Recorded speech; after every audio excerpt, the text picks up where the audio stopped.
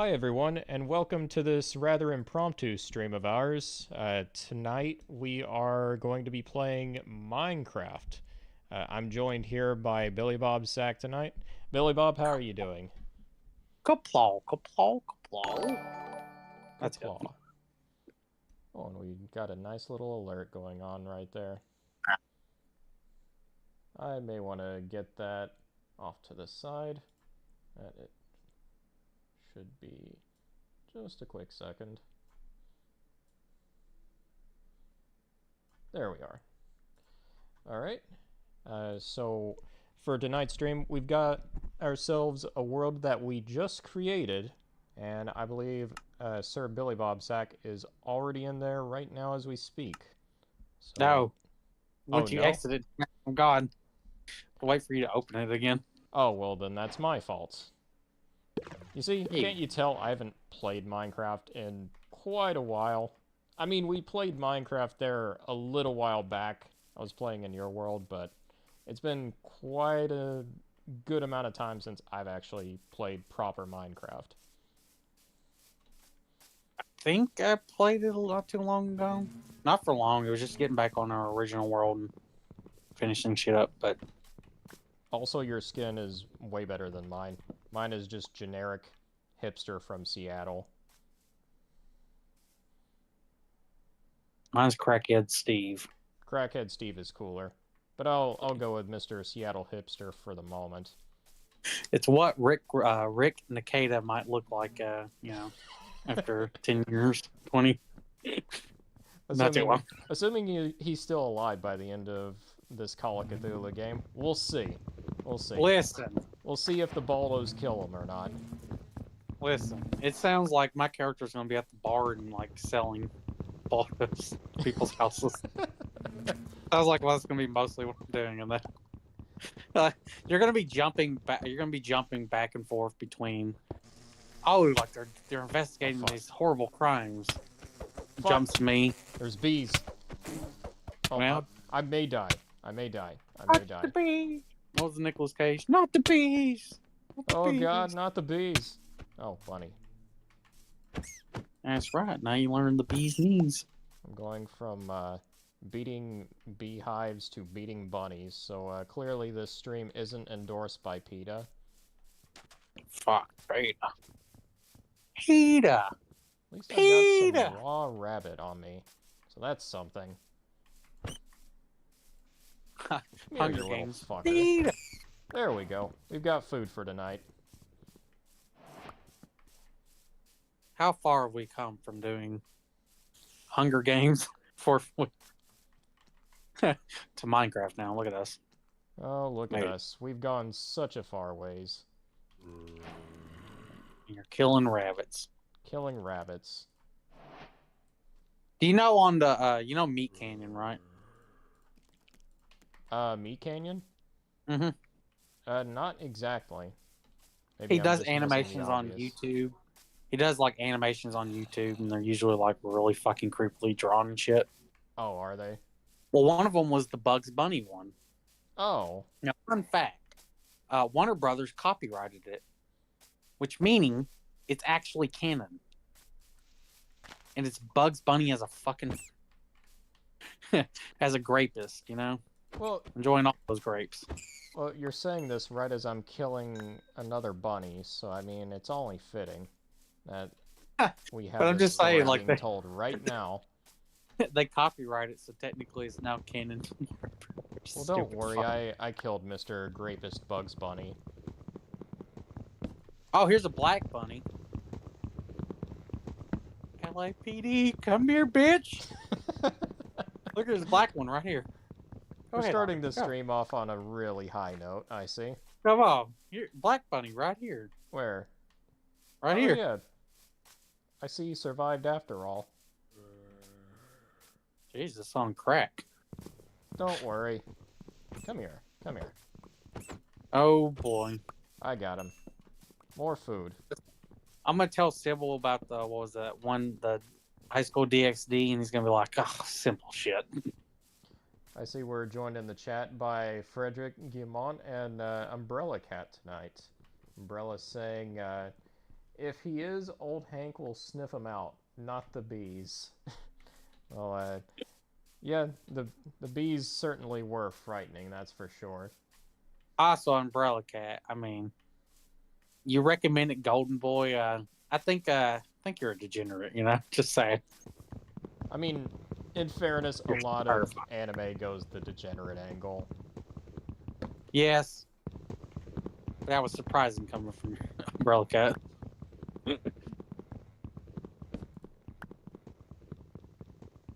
And like the swimming episode, well, he swims right up on her. That's all I'll say. Swims right up there. Come here, you bunny. Little prick. Come here.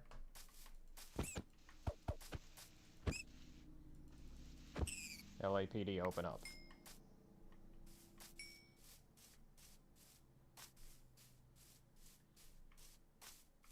Oh, we've got a nice, we've got some sandstone over here. I don't know if a desert is nearby at all. Open your map, dumbass. Oh, that is. Keep in mind, you really can place your map.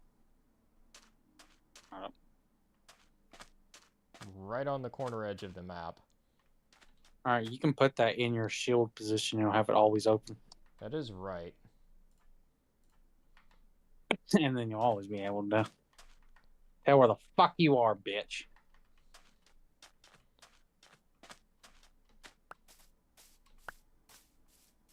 Gotta start playing some First Ascended again as well.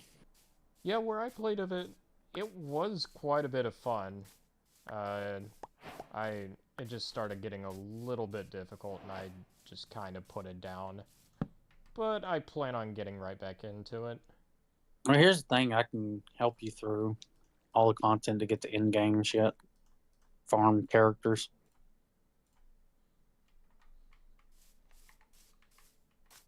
So I'm enjoying the water chick who you can play as. Her abilities and shit are fun. Oh, the Ice Mage? What is her No, name? no. The water one. The water one. Yeah, she's like I think she's in one of the loading screens. We're like a very skin tight water suit. I mean, Not that's the suit. describing a lot of the characters in First Descendant from what I've seen. Yeah, but this one's like it's like a Subnautica suit or whatever the fuck. Clearly, the game devs have a lot of plot to sell us. Yes. But she's fun. She like fucking throws a water thing and it bounces off and hits the enemy in the fucking face. There are a lot of sticks. Oh, here's a lot of cherry supplies. forest over here, by the way. Come where I'm at. You're over that way. I'm pretty Oh, sure yeah, I see it. I see it. Alrighty. Let's make a crafting table. Let's build us an ugly fucking house. Umbrella just said, I never watched Golden Boy all the way through. I'm not full degenerate. I'm gonna press X to doubt. Press X to doubt. I'm just gonna doubt that. Also, I see a portal over there. I'll step into the portal. Tell me what's there. Yeah, I'm sure it's nothing but sunshine, rainbows, and all you could ever want in life. Nothing Yes. terrible there whatsoever. Oh, fuck. That was really stupid of me. Believe it or not, Umbrella Cat, it stays pretty much consistent from the first episode with this content. Like I think the only like way more lewd parts of it is the chick riding the bike.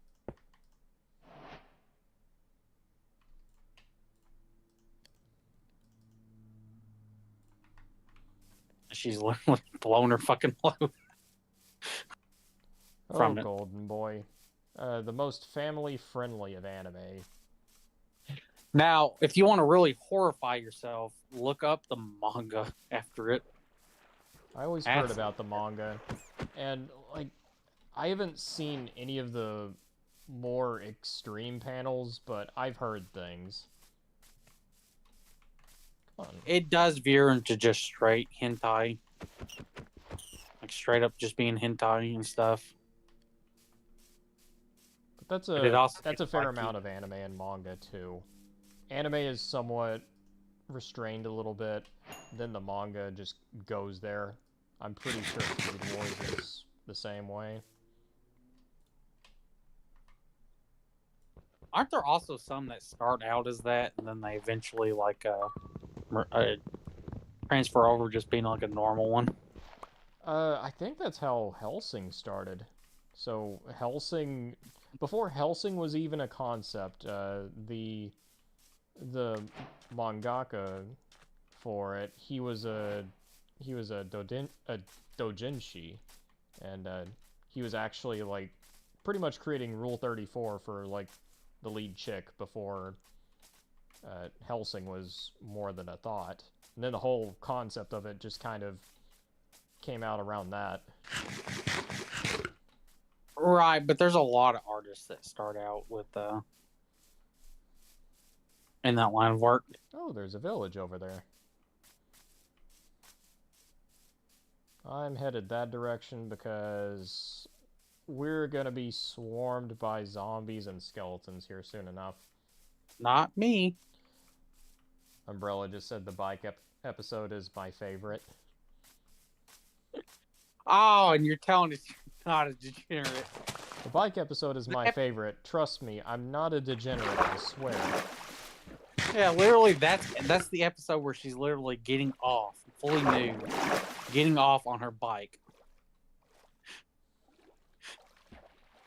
Come on. Come on. Oh, there's a creeper over there. He looks so friendly. Oh, hi. He just wants to make friends. It's like someone saying the succubus episode is their favorite in Konosuba. Oh, the He was- succubus Oh, but episode. I'm not a degenerate, guys. Where?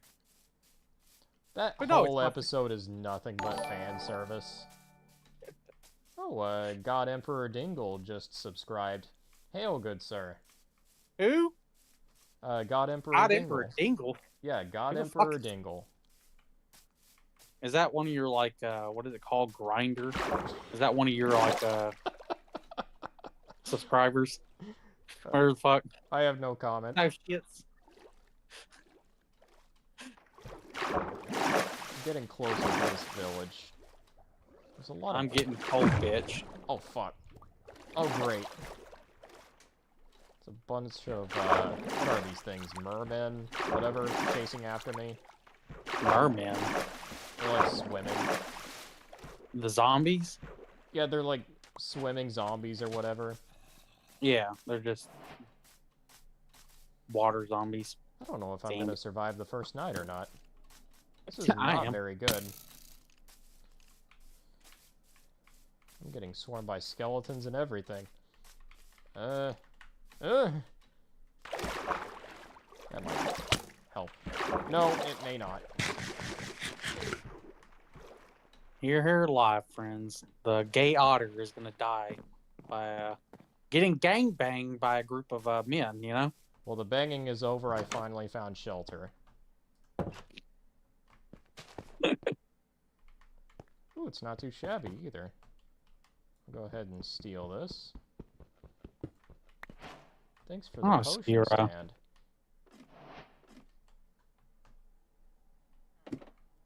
So you're Yeah. saying you're a commie, you're just walking into someone else's private property and just taking what you want. Exactly. Didn't know that, Otter. Didn't know that. You didn't know that? I mean, look at Fuck this that. guy. He's straight from Seattle. What did you expect? He's from Seattle. Yeah, look at him. Because he's gay? No, he's got the hipster beard and everything. So it's because you're gay? No, it's because he's gay. Yeah, but you are him, so, you know. Oh, I see. This is a proper role-playing game moment here. Oh.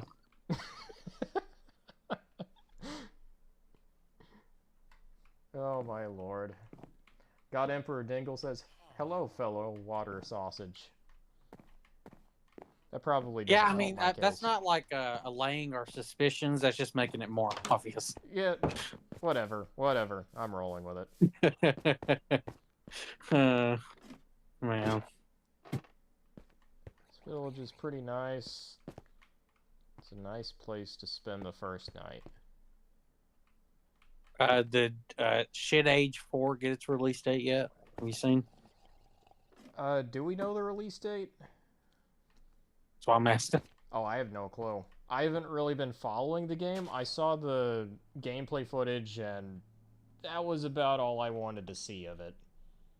It did not look like Dragon Age. It just looks like That's why we're not calling it Dragon Age. We're calling it Shit Age.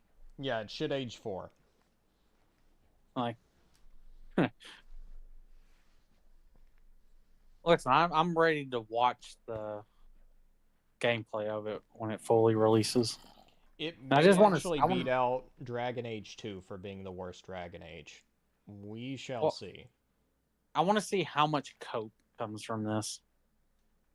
Like, I've already seen it when it came to the trailer and the gameplay trailer.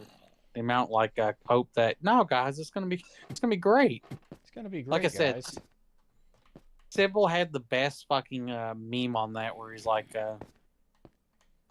Larian was cooking, and then it had Baldur's Gate 3, and he says, BioWare was microwaving Dragon Age 4, which is fucking great. I mean, say what you will about Baldur's Gate 3 and what it does. Yeah, there's some like there's some like 2024 modern day politics in there. It still looks like it's a drop in the bucket compared to what we're seeing with Dragon Age 4. A drop in the bucket. There's definitely some woke shit in Baldur's Gate 3. Things I can think of is what's her name? The angel chick. Yeah, I didn't even come across her whenever I played through the game. That's in Act 2. The thing was, I was playing an evil character, and little did I know, playing an evil character, you can wall off huge chunks of the game while you're just going off on a murder rampage. Turns out the town I accidentally slaughtered had her in it. Well, hold on, no. Because she's actually part of the main quest. Oh, yeah, that's right. I still killed her. Yeah, you're talking about Isabella, Ketheric Thorn's daughter. I gave my goth waifu her character development moment. So which is one... Which, if you're playing Dark Age, you actually get rewarded for killing her because it wants you to. Yeah, I'm convinced it made a fight in Act 3 a lot easier for me. It's the fight I've always heard people having trouble with, where you're in it's like a council room or a courtroom where it has like nothing but like what is it, Shar priests and acolytes, and it's like you got to fight like 3/4 of them or something. Yeah, like I had to do. Yeah, I didn't have to do that because my character was such a smooth talker, a manipulator, and a slut that she only had to fight 1/4 of them. Well, I had to fight all of them because I was playing a goody two-shoes fucking tiefling. And shit didn't go right. They're basically like, you need to betray Shadowheart or, die. And I'm like, well, I guess I'm going to fight. I guess that's your problem. And then I'm fighting they have 6 mages on their fucking team, constantly throwing is it Halters? It's like a black mist smell. When you're in it, you take cold damage, and you can't use any action while you're in it. Ooh. And you have reduced movement. Well, there's no easy way up there. Dawn's nearly up. Oh fuck. That fight was annoying. And you had paladins as well, and when they get to you, they can fucking smite. Does a lot of damage. Umbrella Cat says, degenerate, I call it being well-educated in double quotes. Listen, I'm just saying, Umbrella. I know what type of person. You can't hide it no more. Don't worry, we're all degenerates here. Also, yes, it was very educational. Gonna be honest, my favorite one is the swimsuit chick. Heavy Casca vibes coming from her. Heavy tomboy vibes coming from her. Hi, cow. The least favorite one is the noodle chick. I'm hearing very weird sounds. It's not Oh, what? freaky whatsoever. It may be an Enderman.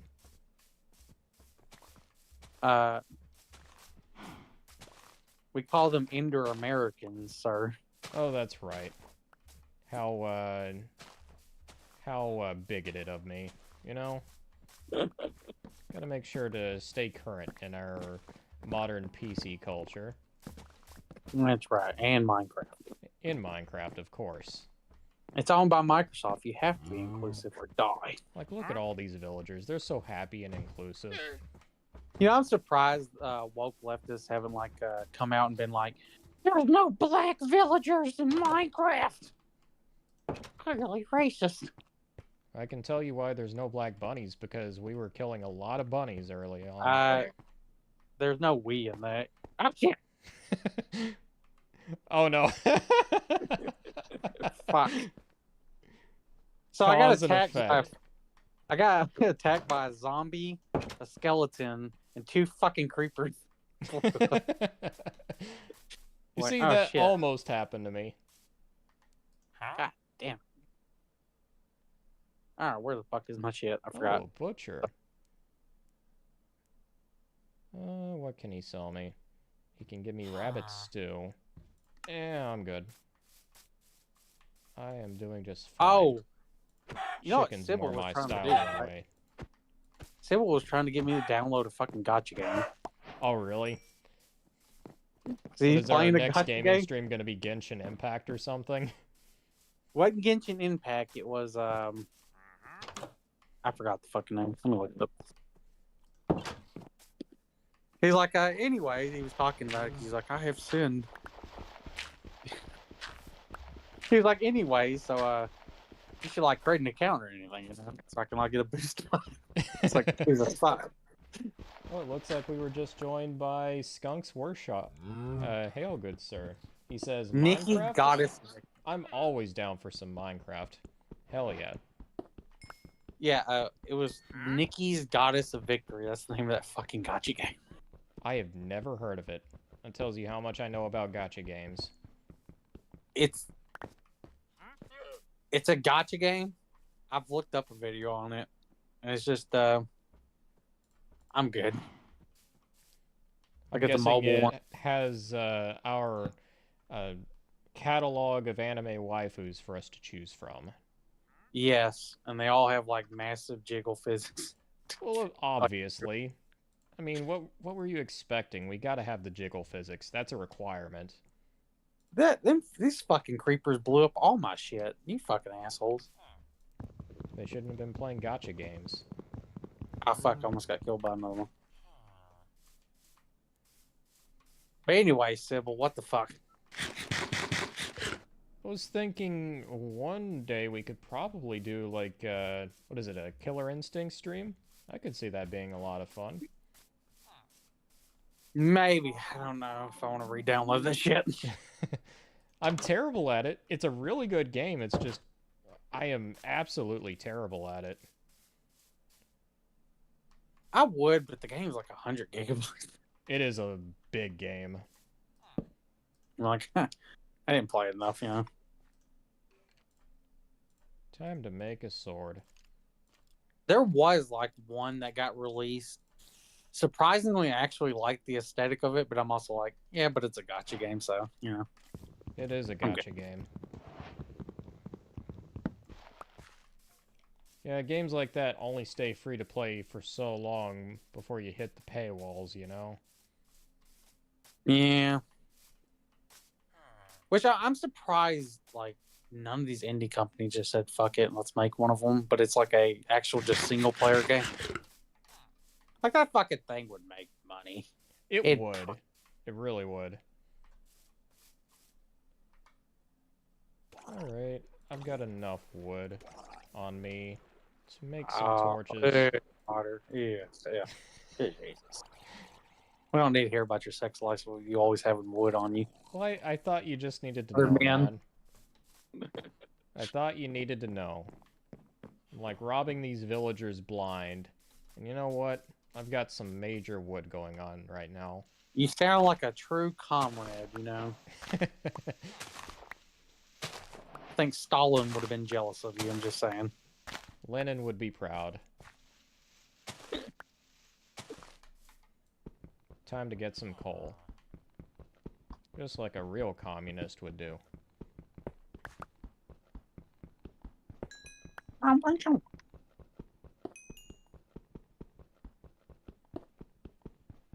Shut up, Cal. Stupid. Oh, man. By the way, thanks everybody in the chat for joining us tonight. Hope you're chilling out just like we are, having a good time. Right as I kill this pig. Oh my God, Kermit's gonna he's gonna have his John Wick moment on you, you know? I guess I've had enough of these problems in life. Time to kill Miss Piggy. Why does that sound like a strung out like Jordan Peterson? Or, you know? We could have Herman joining us, then it would actually be Jordan Peterson on stream tonight. Yeah, have you ever seen Jordan Peterson and Herman P. Hunter in the same room? I haven't, so... No, me neither. It's really suspicious. Yeah.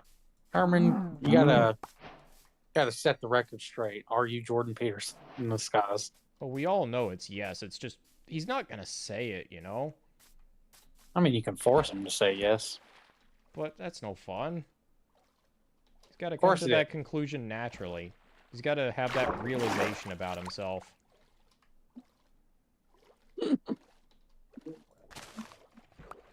Ooh, sugarcane. Fucking die, cow. Jesus fucking Christ.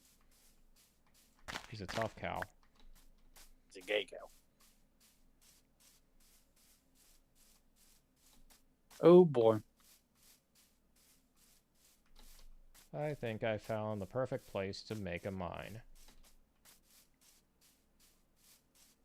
You don't make a mine, you find a mine, bitch. I find and make a mine. Make a mega mine.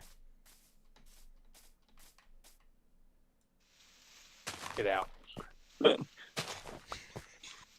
I regret nothing. I said what I said.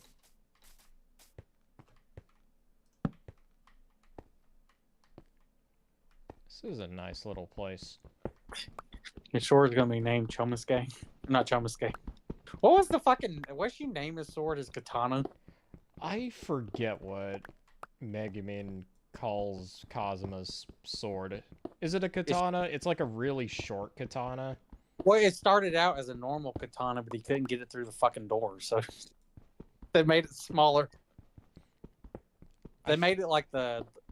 You know how like they have the normal katana and then it's like the little short one? Yeah. He had to make it into the little short one. Because he every time he tried to get out the door, it hit between it. Oh, Kazuma. But he the dude was leaving him like a little... The blacksmith was leaving like a little paper for him to get a sword name. And he was really trying to think of it, and then Megumin just fucking names it for him. It's like this really complicated name, which is in for the Crimson Demons and Konosuba, their whole thing is elaborate names just to make themselves sound cooler. Well, it's Chomicharo or whatever the fuck that's the name of it. And I'm like, ugh. It's only mentioned a couple of times, so I always forget it. I remember it. It's Chochmacharo or whatever the fuck. Something like that. Something like that. Anyways, you don't let a Crimson Demon name shit, alright? Just saying. They're literally... a really convoluted name.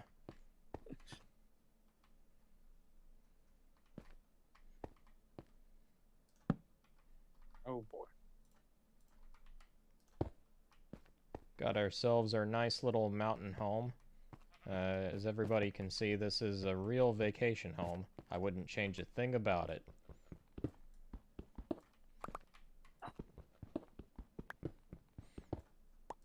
I just made like the most basic wood house I could think of. I always start out with a mine, then I upgrade to a home. It's a lot more fun that way. I guess I have a lot more in common with dwarves than I do anything else.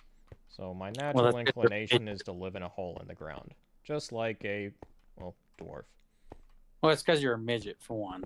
Yes, I am a midget.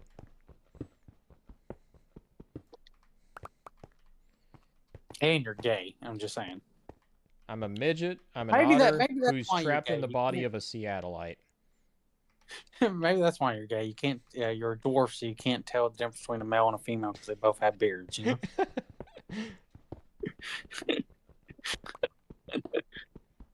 Well, how dare you assume my gender? I popped out of a hole in the ground, I'll have you know. You know that hoe? You just call your mother a hoe? I said a hole. No. You said hoe. Oh, I see. We heard you. How dare you call your mother a hoe? That's just wrong, Otter. That is rather mean of me. Yeah, I apologize. Relicat's gonna go tell on you now. You're doomed. Oh, RH Snow just joined us in the chat. She says, "Oh my gosh, you are on Minecraft. This is a stony paradise." Yeah, it's a vacation home. Can't you see that anybody would want to spend the night here? It's a wonderful place.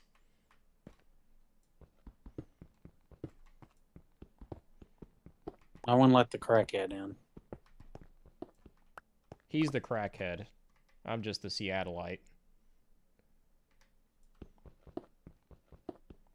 It's actually pronounced Sir Crackhead. Get it right. Alright. Alright, Sir Crackhead. What kind of home are you making? A square one. Well, aren't we being creative today? With some windows. Oh, daring, are we? It's all I can afford right now. I got blown up, you know.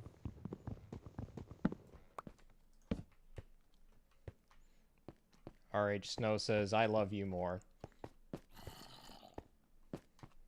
What? RH Snow is being too wholesome for this stream. Is she just arguing with herself that she loves her? I'm half looking at the chat, half playing the game, so I'm only getting half the context. So I'm sure I'm missing something vital. I have no clue. I'm lost. I'm too busy making my mountain home, alright? Because this Seattleite is secretly a dwarf. A dwarf at heart, even though he's an otter. There's a greener outside my house. A greener. A greener? Yeah. Damn those greeners.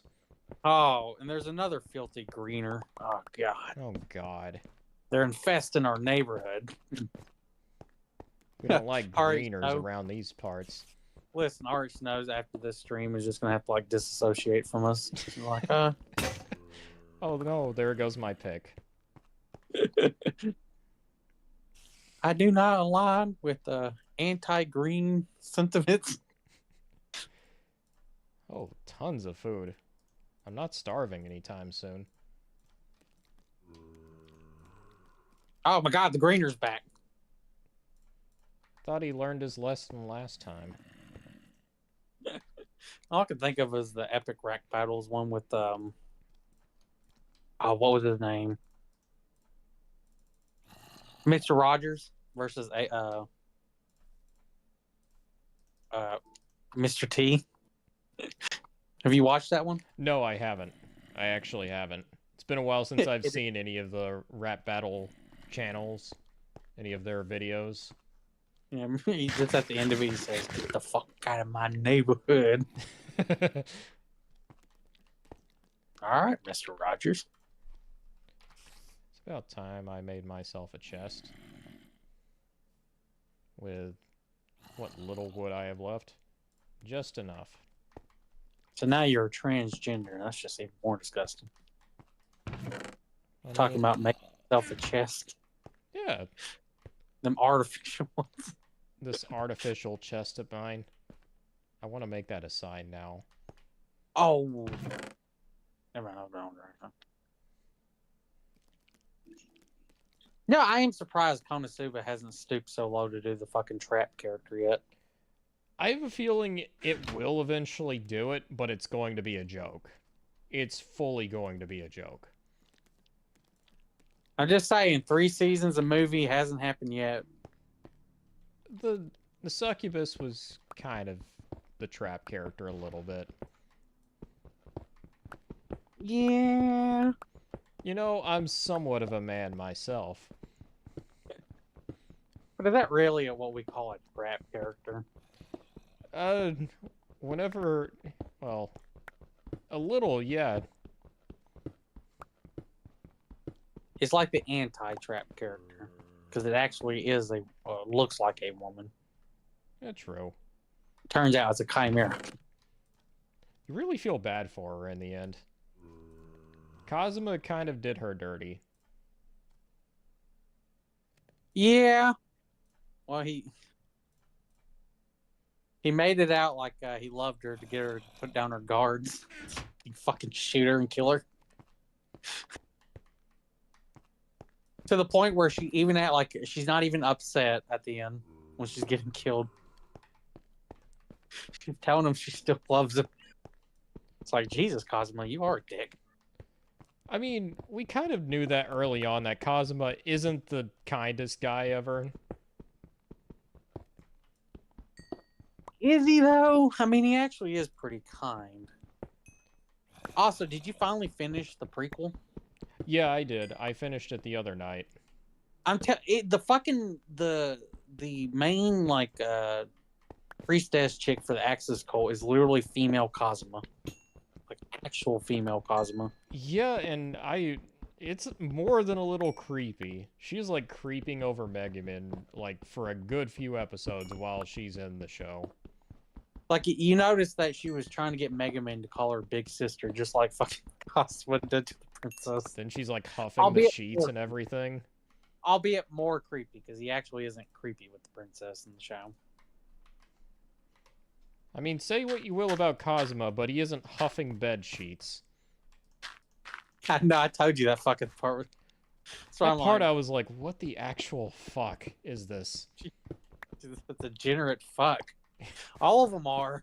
Yes, all of the Axis cults are degenerates. Which, I mean, it makes sense, but it also kind of doesn't, because Aqua's not like, she's not a full-blown pervert either. No, she's just a full-blown narcissist with about 2 brain cells. I think 2 is overestimating it. That is true. He is pretty retarded. Yeah, she bought a chicken egg thinking it was a fucking dragon's egg. Well, you can also say this. Early on, whenever she and Kazuma are going around adventuring, trying to get money and gold and an actual living, Kazuma's saving his money, she's just getting them into more debt. Well, she's getting herself into more debt. And she's asking Kazuma for money. Yeah, but he doesn't always give it. That's why he forces her to actually go on a quest to pay off her own debt. Yeah. The thing that makes them the most in debt is her fucking summoning a fucking flood that destroys the gate. The gatehouse and everything, so all the reward money they lost, they're $40 million in debt. 40 million, what was it? Eris? Something like that. How is Aqua the head goddess when Eris literally has money named after her? Well, I mean, I think a lot of what's between them is more or less just a feud. That's what it feels like. Yeah, but Eris is under Aqua in terms of god ranking. Is she, though? I mean, think about it a little bit. Yeah, but it's actually stated that. It's stated, but it's by Aqua herself.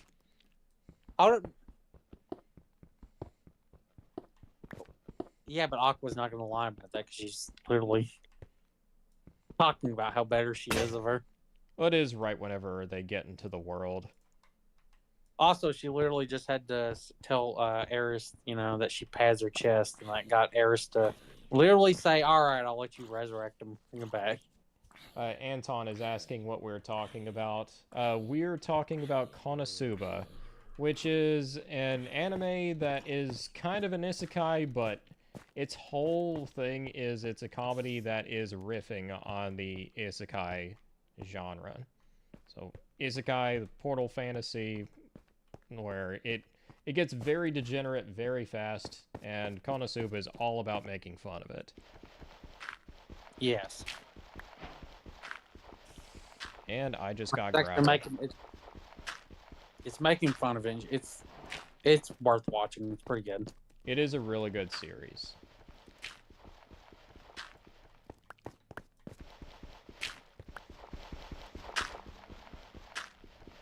Most of the degeneracy is just the fucking jiggle physics.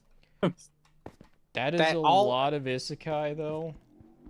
Yeah, but they really put budget into it. Like that's the thing they actually spend the most on the season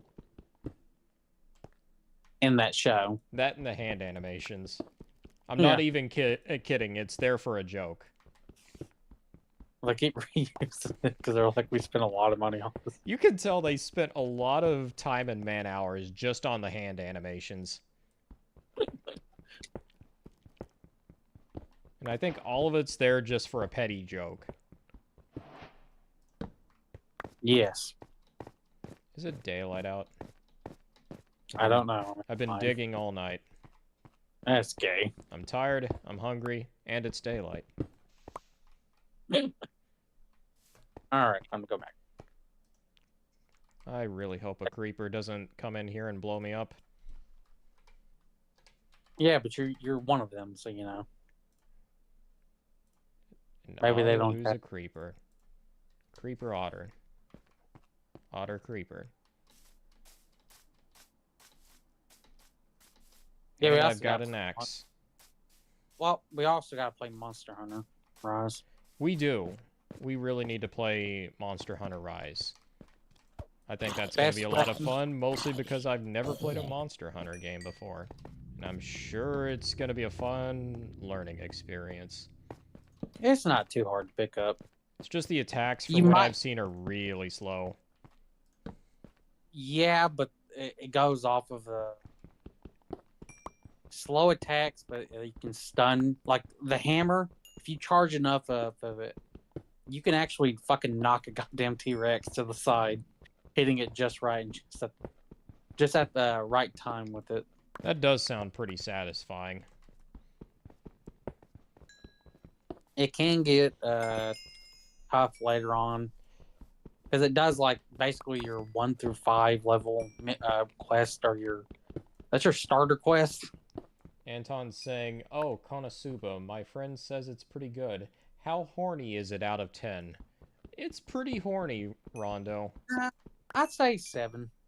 That's a pretty good metric.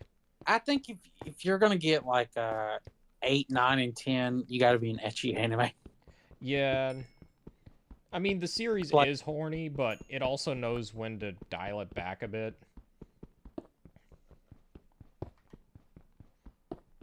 Yeah. I would, like I said, especially since I just watching a fucking ecchi one and being like, yeah, that one's like way more lewd than Konosuba.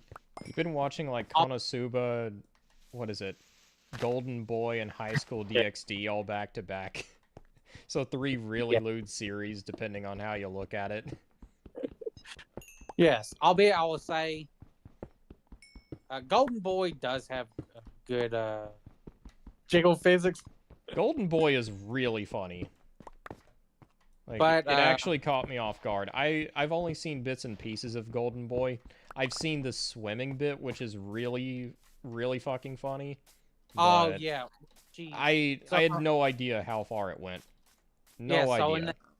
In the episode, like she's telling him, he needs to catch up, and then he can stay on the, the tutoring thing. team Yeah. or whatever the fuck. He's becoming a swim instructor. That's his job, and he sees the objective in front of him and doesn't stop.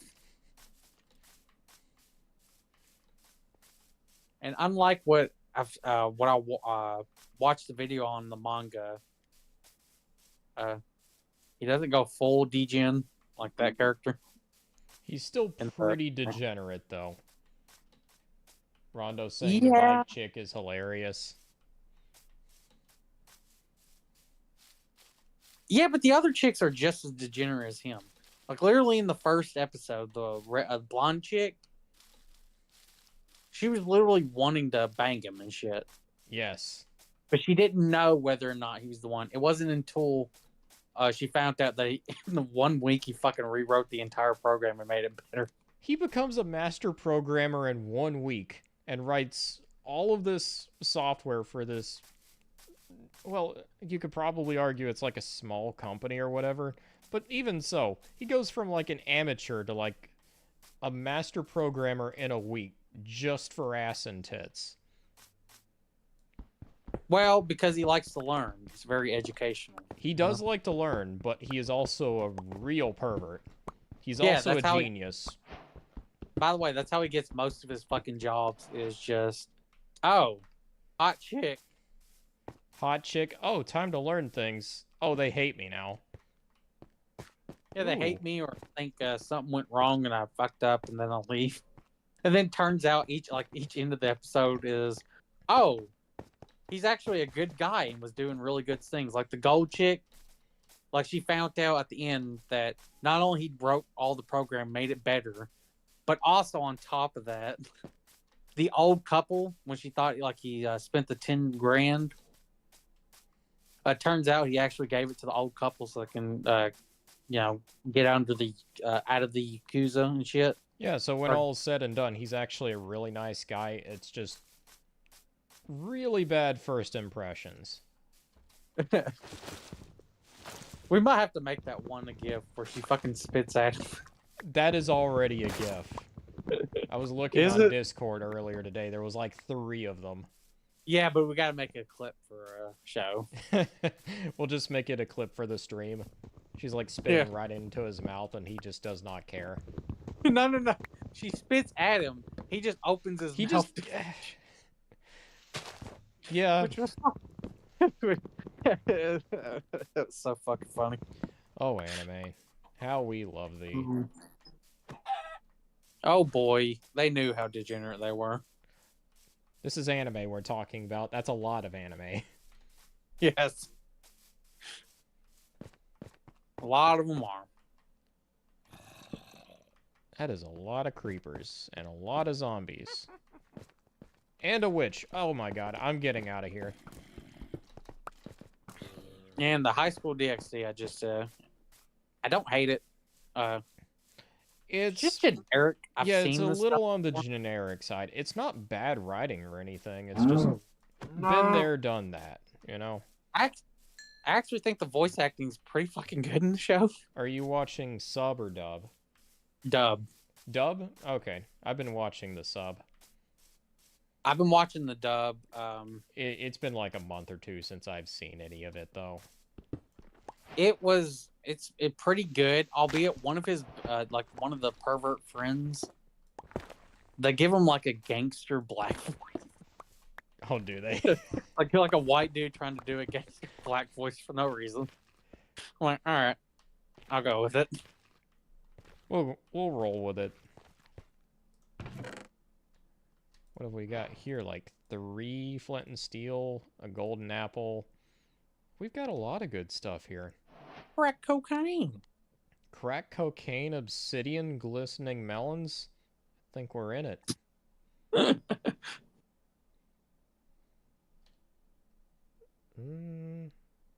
get rid of these seeds. And I might do the worst thing. I might tell Sybil, all right, give your recommendation.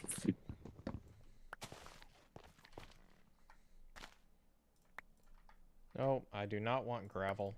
There we go. Give me the chest. All of the chest. Wait, what? Sybil's degenerate sensei. I just want to send him a message being like, all right, degenerate sensei. Recommendations. I mean, by his own admission, his writing is degenerate. He's very good at it, though. He's an excellent writer. It's some of the best written, like, smut writing you will ever read. But it's also funny. Yes. Now, Which is excuse one me thing while I get some more wood. Yeah. So one thing I do think DxD is missing. It needs more comedy. The comedy that's there is funny. It doesn't have like any lack of a good sense of humor. Right. I also think that in the dub one, they realize how ridiculous this fucking plot is. Yeah, like first episode, he finds the chick of his dreams, realizes that she's like a fallen angel or something. She kills him, and just through happenstance, he summons a hot chick to become her thrall. Oh, hold up. You're actually not explaining this correctly. I did pay attention to the story. This chick randomly comes up and asks him wants him to be her boyfriend. He's like, all right, and then they go out on a date and stuff. She randomly changes into a chick. By the way, losing her clothing during. Well, I mean, puts on that's a her given, like dominatrix thing, and then says, "Oh, you shouldn't have gotten that. That dude shouldn't have gave you that one thing," and then fucking stabs him.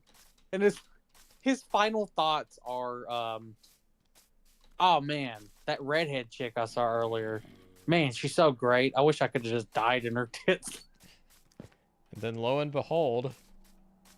Yeah, and then that's what because he got the card earlier from her familiar in his pocket, which causes her to summon and resurrect him as a demon. I did pay attention to the plot. Ah, sweet safety. The plot's just very generic. Very generic and very degenerate at the same time. Yeah, and then he wakes up in his room and she's just like fully fucking naked. Welcome to ecchi territory, I say. Yes. And her whole excuse was why she was naked was, oh, well, for me to heal you, I have to hug you. Be able to touch you. Yes. And then also, I can't sleep with clothes on. I can't go to sleep with clothes on. I'm like, sure. Obviously. Clearly. I mean, who would think otherwise? Yeah, whoever thought of sleeping with your clothes on? Yeah. She can't fall asleep with it. And I'm like, all right. I mean, at least there's an excuse. All right. That's all I'm saying. It's a thin excuse, but an excuse. Yeah. Oh. You know what actually get on my nerves? It was the nun chick when she gets her gear stolen and dies. Her eyes were brown when she got the power taken away because her eyes are green. And then like the next episode where he has her in the church and she's dying, her eyes are magically green again. I'm like, hold up. Here's a fucking continuity error. I feel like Blackadder makes fun of this. No, wait, one? I'm thinking of Young Frankenstein. Every time Igor is on screen, his hump is always changing where it is on his body. Right. Well, like they made it specifically in like the I'm not even talking about like literally a minute before that of like her eyes are losing her power and her eyes goes back to like brown color. I was like, okay. Literally in the next scene is her eyes green again. I'm like, all right. Also, I was surprised the ex-girlfriend thing got like wrapped up in episode like 5. Like she dies. Yeah, some of it is more of kind of like modern anime pacing. We're a long way from the days of 90s anime where it will take upwards of 30, 40 episodes to resolve a small story arc. Well, I thought it would be like the finale. I know what the finale is, but I thought that would like tie into the finale of this season. I'm not saying it had to be like, 20 fucking episodes later and you get the conclusion. No. I just wasn't expecting it like halfway through the season. Be like, all right, that's wrapped. Yeah, some of it is more of kind of like the. I'm noticing more of a trend with a lot of recent anime. They kind of go in like 12 episode seasons. It's actually not a bad pacing uh, set at Yeah, I mean, all. that's how they've done it because guess what? 90s doesn't really work anymore. Yeah, 90s anime just ran the formula of taking 50 episodes for one story arc into the ground. Just a little bit. Right. And also keep in mind, a lot of them were weekly shows. Yeah, so you're waiting a really long time for just one story arc to conclude. Right. Most of them now are. Also, that's probably because they're not. I don't think they're doing too well. The animation studios and shit, money wise, they're ass secure. But I'd rather have 12 episode seasons. Just have it be a yearly release, whatever fuck. I also I think bet it's a lot easier on the animators because God knows they need a break whenever they can get it. Right. Now that does, I think, lead to a more problem where like it's 2 years between each season, which kind of can suck. Be like, well, see you in 2 years. Maybe I'll still be watching it. I don't know. True, but usually when it does come out, the animation quality is pretty consistently good. Compare that to some of the stuff that Toei's made, where it's a weekly release schedule no matter what, or I believe it's a weekly release schedule. No breaks, and it has to be current with like the latest chapter in the manga. Well, no. It depends. Like Chainsaw Man, they do. It's not weekly. It's, you know, it's a season thing every year. I thought you were talking about the manga. I was gonna make the joke that Chainsaw Man's art has even less of an excuse now. Oh no. The manga, they still have weekly manga. Okay. Like Chainsaw Man is weekly. We were dunking a little bit on Chainsaw Man's art for being a little rough around the edges, but with a weekly release schedule, I'm willing to cut it a little bit of slack. The main thing I criticize is just the it's like the eyes and mouths look like chicken scratch. That's about it. Other than that, it's like fine. It's one thing I've kind of noticed about a lot of like weekly Shonen Jump manga. A lot of them can look a little rough around the edges, a little chicken scratchy at times. Yeah, I've seen other ones that are like that. Not even like shonen or anything. Like I've seen other smaller artists. Usually they end up looking like that.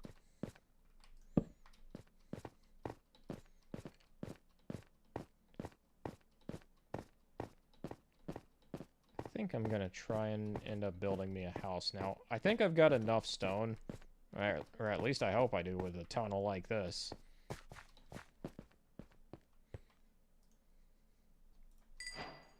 Bitch, wait until you have iron to build a home, alright? You're stupid. I've got me some iron, but just not enough iron. Time to make an iron pick. I know your sister's probably in there typing since we brought up manga artists. Yeah, fuck you! Time to make a door. Not enough wood.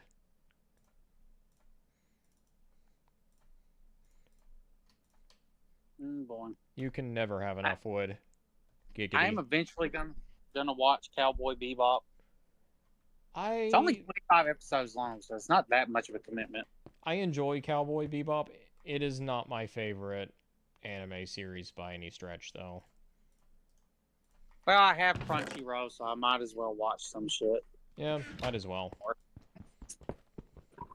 Okay, at this point, I'm like, why not? I watched The Cure for the first time. I'm gonna watch the dub version. Well, The dub, as far as anime dubs go, it's pretty decent. I don't hate it. It's just some of the voices are a little off. as long as it's not like the Ghost in the Shell one I watched. So I watched. I know people are gonna hate me, but the Ghost in the Shell one, the story fucking blew. Also, the dialogue was. I can't tell if it was the dialogue was horrible or the voice acting was horrible or it was both. I sort of have the opinion that I like the Ghost in the Shell animated movie. I don't like the manga. Like the movie I have a better time with. It's a plot spread thin, but it's still one I can follow and enjoy. The manga just kind of gives me a headache whenever I read it. I watched the movie. I think it was the movie. Pretty sure it was the movie. Animation was good. Oh, the animation is fantastic. It's just plot, voice acting, plus writing in general. I found bad. The OST was okay. I think there was like one song, one of the OST I liked songs of it, and I think it's when it's the random montage of like fucking downtown Japantown or whatever the fuck. Yeah. And it's just showing shots, and I'm like, I like that OST. Like that one was good. Well, The rest of it, they did do a pretty really good. cool thing with the OST. They were mixing like a lot of like sort of like Vangelis type Blade Runner tracks along with like more typical kind of like Japanese kind of like folk music. So it gave it a really unique feel. Yeah, but there's like one scene where I actually think like, oh, this sounds good. The rest of it, I forget. I just I didn't think it was so good. All I'm saying is I think it was a little overhyped. Yeah, a little bit. I still enjoy the movie, or at the very least, I enjoy it more than the manga. The manga, I don't hate it. It's just it's I don't know. There's just something about it that really doesn't click with me. Yeah, Akira animation's really good, and I come away watching the movie thinking maybe it should have been 2 or 3 movies long, and it's probably missing a lot of the story from the manga. Yeah, I think so. So it was like he was working on the manga before he made the movie, and he was still working on the manga after the movie was made. Right. But like in the movie, the best way to describe it, it's a plot movie. It's not a character movie. Like I was thinking it was going to be. Like I thought it was going to be really character focused, and I'm like, it's not really. Oh, we're joined in the chat by Tenkage. Hail, good sir. Standalone Yes. Complex is the best Ghost in the Shell, and Yoko Kanno does the soundtracks. The Ow. what? Yoko Kanno does the soundtracks. I only watched the first Ghost in the Shell movie. I didn't watch any of them. Yeah, I haven't watched any of the other movies as well. I know there's Maybe a bit of discourse on which one is the best movie. I just Also, haven't she seen ends up any more than the first one. She ends up as a lolly at the end of the fucking movie. What the fuck? Yeah, technically that's true. I don't know. But with Akira, thought the OST was pretty good. I can see where fucking Resident Evil got its monster design from. At the very end, when he transforms into that blob shit with his arm. Oh yeah. I'm like, yeah, I could see where Resident Evil got its influence for their monsters and shit. I'm not gonna act like Akira is flawless. Like I do have some problems with it, but I really like Akira. Like I like it more than I do Ghost in the Shell, just on average. Well, when I watched the dub, I have an opinion about the voice acting. Right now, the sub voice acting. No, the dub. Oh yeah. I don't speak Japanese, so I have no clue if the sub is good or not. Next thing you know, we just end up finding out that there's an Akira abridged. We basically get like a different version of Dragon Ball Z abridged. Yata. Oh, another thing about High School DxD. There was no fucking there's no Star Wars reference, but there's a fucking Dragon Ball Z one. Like when he goes to the house of like the fucking dude who dresses up as a fucking anime girl, and he gets into an argument about the what is it called? It's Dragon Oz or whatever the fuck they're calling it. Do you remember that? I You got into that, son? don't actually. Oh wait, no. Where he's going to the house, he's like riding on a bike there, and the guy's just a huge weeb. Yeah, he's wearing like a fucking sailor girl outfit. Yeah. It's pretty obvious the references they're making there. Yeah, like it's Dragon OZ or whatever the fuck. It's Dragon Ball Z reference. But I'm like, when it got to the priest fight in the first season, I was like, when he lights up his sword of light or whatever the fuck, I'm like, that's a lightsaber. Why is there no Star Wars? Why don't he be like, call him a Jedi or some shit? I was expecting that. Didn't happen. You know, I kind of want to make a house around these two trees intersecting. That sounds like a lot of fun. Thought that's what it was gonna do. I'm gonna make the gayest house there is. Surprised there wasn't more references to other anime shit jokingly thrown in there. Yeah, it's surprised that they made such a blatant Dragon Ball Z gag in there. I didn't think it would be that in your face about it.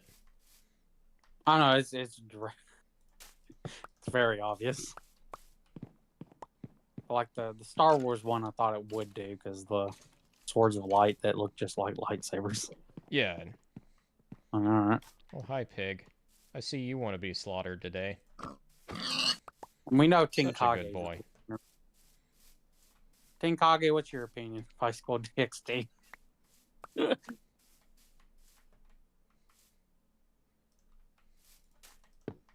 Let's see. His last comment is about Ghost in the Shell, I think. Standalone has 2 full seasons, I think 52 episodes. Yeah, I don't think I'm watching that. If I didn't like the movie, I don't think I'm going to like the show. That's fair enough. I don't completely hate the movie. I don't know.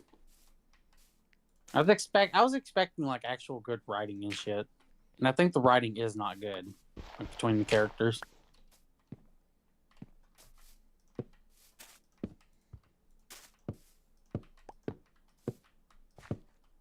Cherry Blossom Home is slowly coming into form.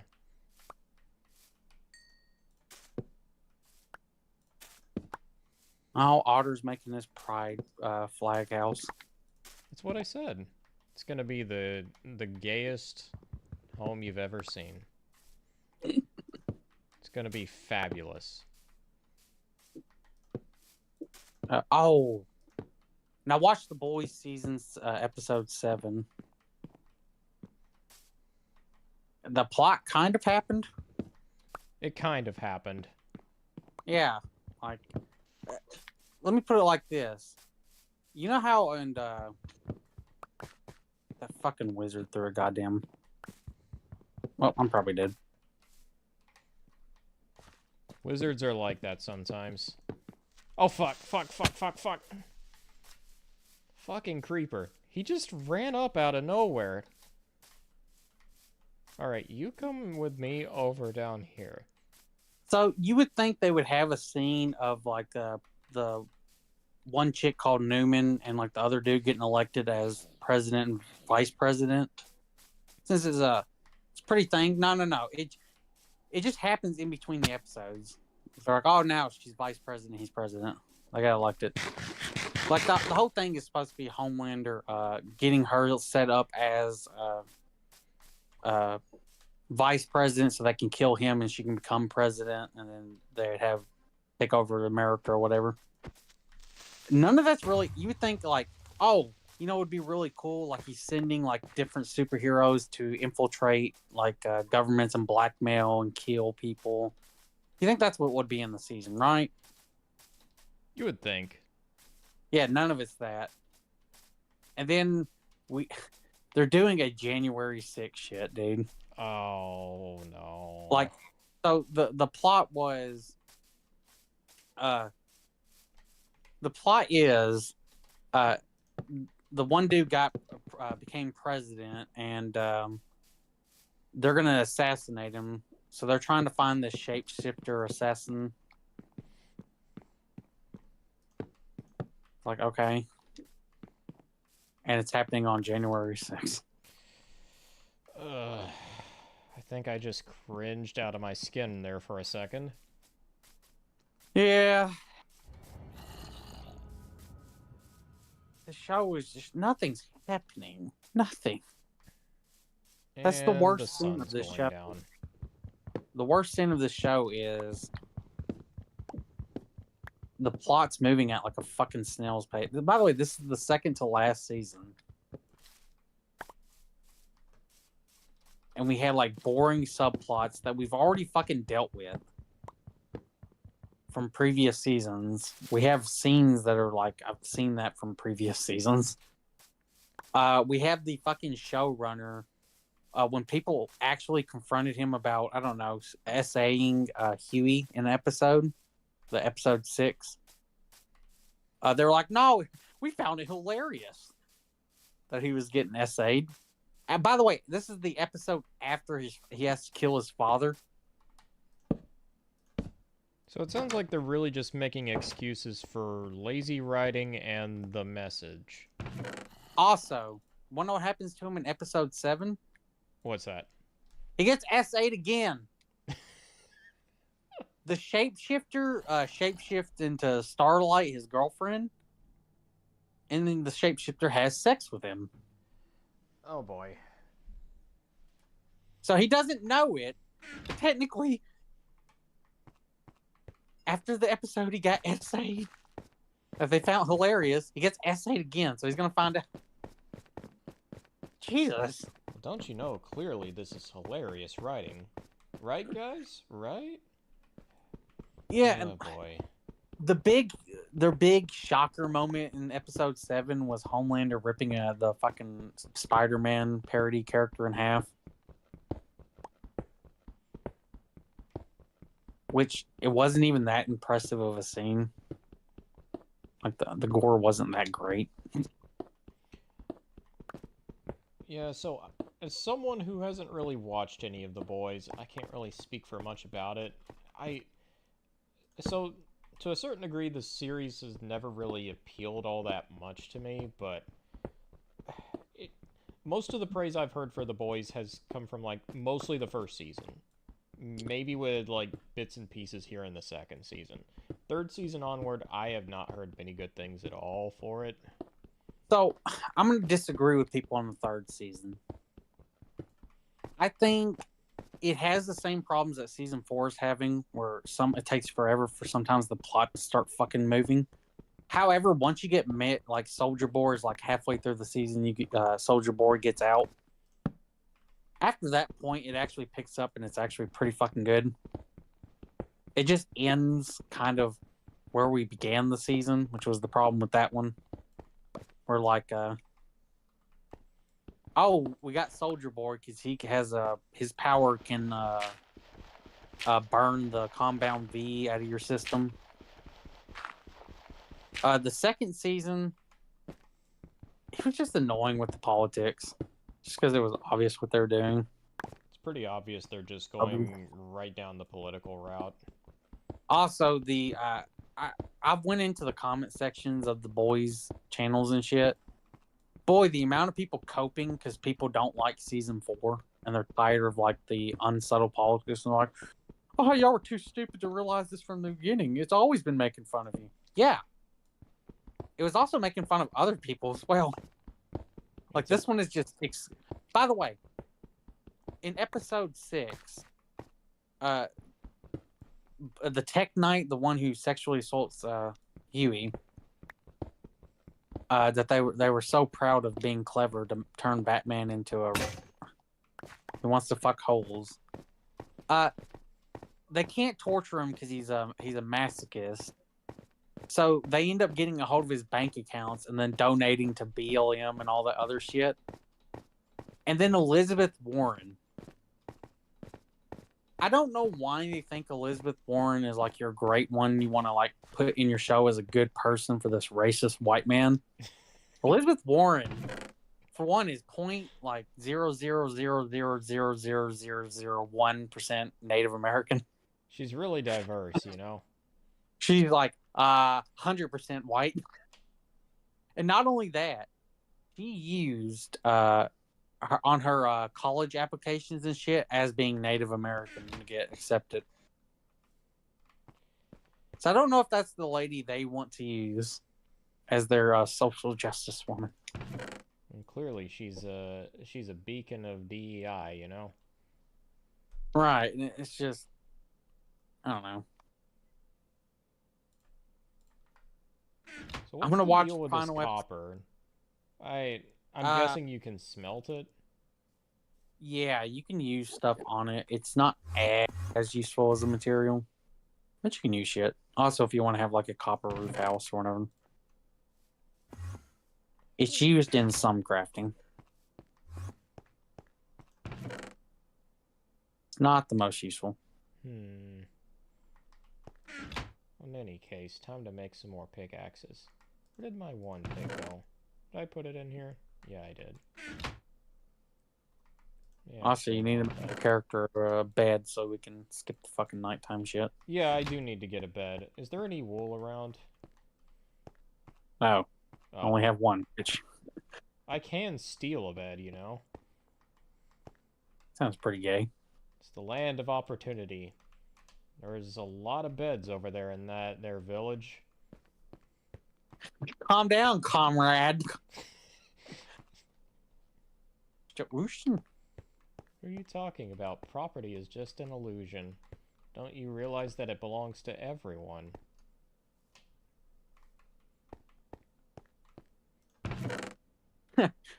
Taxation is theft unless we want it in our social programs. Now, excuse me while I go and claim my own social bid on a bed. It's like the when the leftists do that. They're like, "Oh, taxes are fucking bullshit, man. Government's stealing from you." Also, I want my welfare check, man. Let's see, can I make it over there in time? Oh, nope. There's wind spirits. Nope, I've had enough bad experiences with them. Swim under the water, bitch. Swim. Yeah, and get attacked by underwater zombies? No, thank you. Swim faster, you dumb shit. Haven't found much iron. Wonder if I should start digging around. I'm also gonna have to drive to Clarksville because that one place couldn't get the comic, and I'm like, shit. I'm gonna have to actually call the actual comic book shop. Oh. I don't want to drive up there, but I guess I'll have to. I ended up reading a... I'm trying to think of the year it was actually published, but I don't remember if you and Frederick talked about, like, the Predator versus Wolverine. It's a more recent comic that came out. It's actually one I don't hate. It's pretty good, actually. I think we may have shown one cover that had like, or maybe it was a cover we were looking up had like a Predator versus Wolverine. Yeah. I think it was last week because Frequency was on, and Frequency was bringing that stuff up.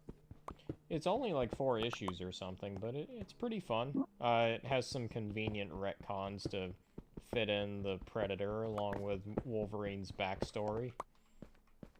He has a fucking like samurai training session where it just yeets itself right in the middle of the between Logan and his sensei, and all of a sudden his master is like, "Oh yeah, have fun fighting him. Here's your final lesson." And he's just not taking it seriously at all.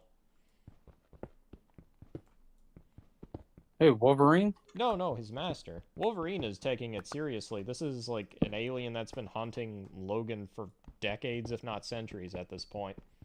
The master, meanwhile... You talking about the Predator? Yes. Oh, okay. Well, the Predator can't kill Wolverine. That's the thing. It's going to try. It actually kind Yeah, of comes close. but it can't kill him. He has like bullshit fucking regeneration. He has like an acid solution that like melts away a good part of his head, so it's just the skull left. That's how he's actually like coming close to killing him. It's like just remove the skull and you pretty much like got him. Alright, I stole a bed. I mean, acquired one. Alright, go to the village, get the fucking bed. So when it goes nighttime, we don't have to worry about the monsters yet. Alright. I want to keep building my house. It's a worthy Well, stop building your cause. house, bed first, then go back and build your house. Oh, it's daytime. Perfect. And there's sheep down here. Hello, Mr. Sheep. Mind if I take some wool? Oh yeah, you gotta be on next week's stream with Frederick. What's going on? We're gonna make sure everyone watches his fan movie. Oh, yeah. Oh, that's gonna be a lot of fun. Be next week. I think he's gonna try to get the dude he made it with to be on there with us. Sheep, sheep. Come here, sheep. Give me your wool. I think I got it. Yeah, I got it. Turns out theft wasn't necessary after all. I just killed a bunch of sheep.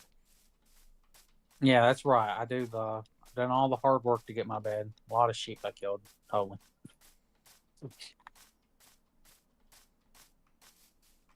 You know, sometimes I gotta confiscate something. You know, that bed looked like it was contraband. You know. Yeah, it was, it looked like it was being smuggled right in. Uh-oh. Does it have to be the same type of wool? Let me check. Yep. I thought it could be different types of wool. No. No, it has to be the same type of wool. Damn it. Yes. Well, how you gonna make a blue bed with black wool, dumbass? I thought there was a version of Minecraft where it was like, we don't care what kind of color wool you have. You can make a bed anyway. Well, now it's reflecting Trump's America, you know. Orange bed bad. No, I think they actually just changed that in update or something because it actually was. It didn't matter. You only had to have a colored. You had to have 3 of the same color to have a colored bed, but like the white mix, you can just have the normal white one. Oh my god, these zombies are still here. I'm gonna die. I'm gonna die. I'm gonna die. I'm gonna die. Paper. In 2 hits, too. They got me down to 2 hearts. My lord. I just barely survived.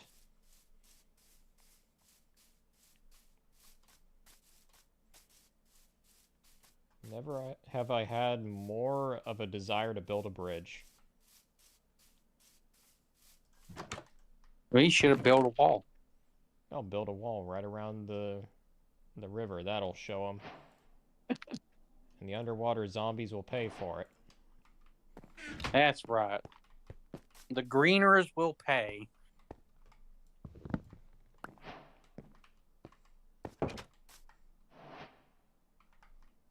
Well, I don't have an orange bed, but I have a yellow bed. Close enough.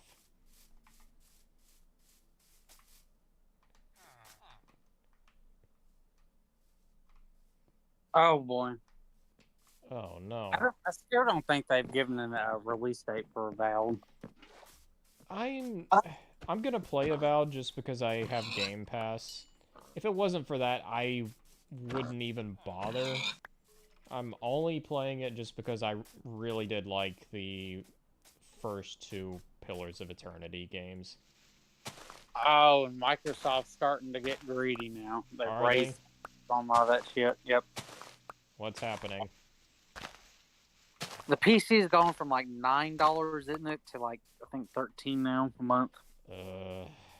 My Game Pass Ultimate's going to like fucking what? It's like $16 now to $19 a month. I know why Microsoft isn't doing that. Why they are doing that, just because Game Pass right now, it's not really all that profitable for them. Well, it's profitable for them. It's not profitable for the gaming companies. Well, it's not profitable for them actually at all because you remember when they got the leaks and stuff, and they also, I think what they had to start actually showing what the numbers they were paying for these games to be on Game Pass, which was insane. Something like 400 million, 600 million. Oh my lord. Yeah. Like, because Microsoft's whole plan was buy out the competition. I think they bought a little too much competition. Yep. I can't wait until I can afford to get a gaming PC and Switch. Be done. As soon as you can, I do recommend it. In the long run, it saves you a lot of money. Yeah, I'm just tired of it. Also, like, I'm just gaming consoles anymore, with the exception of, I think it's just the Switch now. All of them are basically gaming PCs, just worse. Yeah, just highly restrictive. You can't have all the fun mods, you know. All the fun mods for Skyrim, I see. Wait until Stellar Blade's on PC. Oh god. You know what the first mods are going to be. We've all seen the vanilla game. Now let's look at the mods. They're just going to have her in a bikini that says, fuck you, Sony. Fuck you, Sony. That's it. First mod, I'm telling you. Yeah, that sounds like it's going to be the first mod. No, we're just joking. The first mod is definitely going to be a nude mod. 100%. Are you saying she's not nude already? Look at the first 5 minutes of the game. She's not nude yet. Right. Technically not Albeit nude. On one of, mostly on nude. On one of her outfits, you know where the heart is? It's a very peculiar location. It also lights up there on the suit. Are you surprised? Are you actually surprised? No. Listen, we all know what this game was selling. Yeah, the devs knew what they were doing. Hell, I think Sony did finally relent on the censorship because they did have an update after the game came out that put all the outfits back to their original versions. But fuck Sony. Yeah. I hope there's one to go under, dude. I really don't like...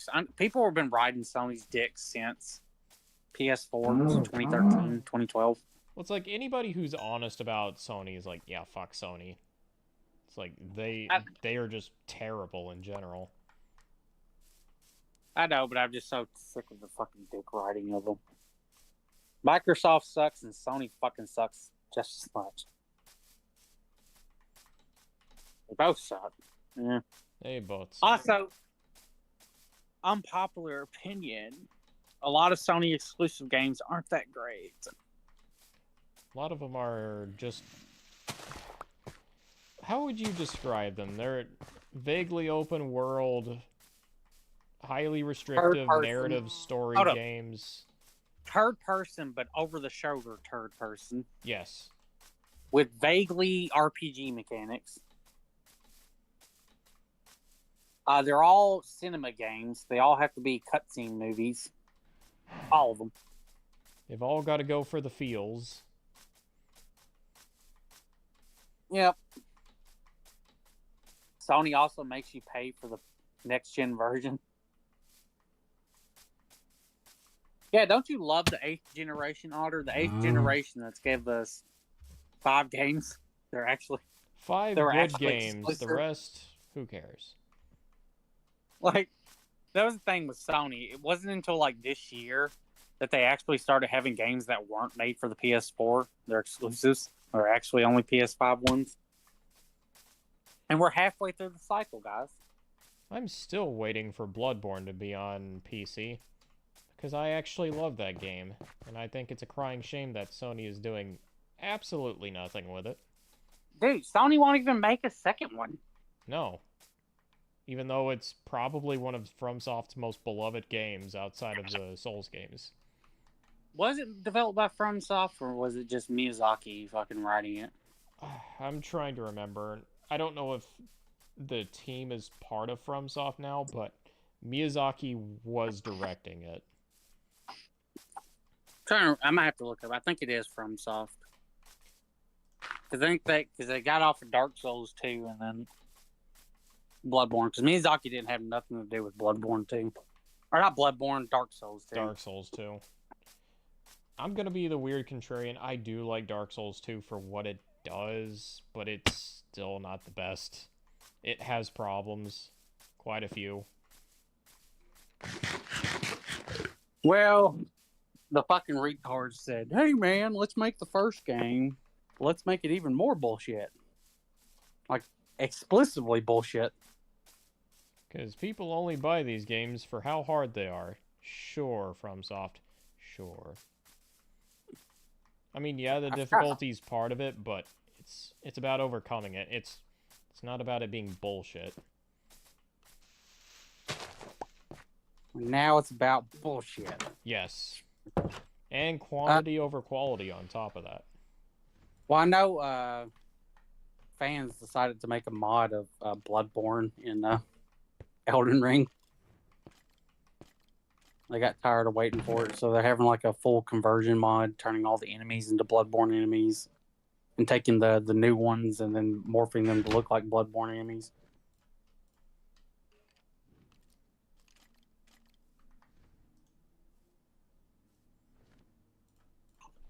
Alright, we have Alright, get to bed. tons more bread. Go to morning.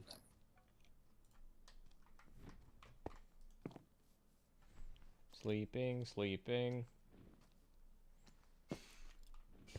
Oh boy.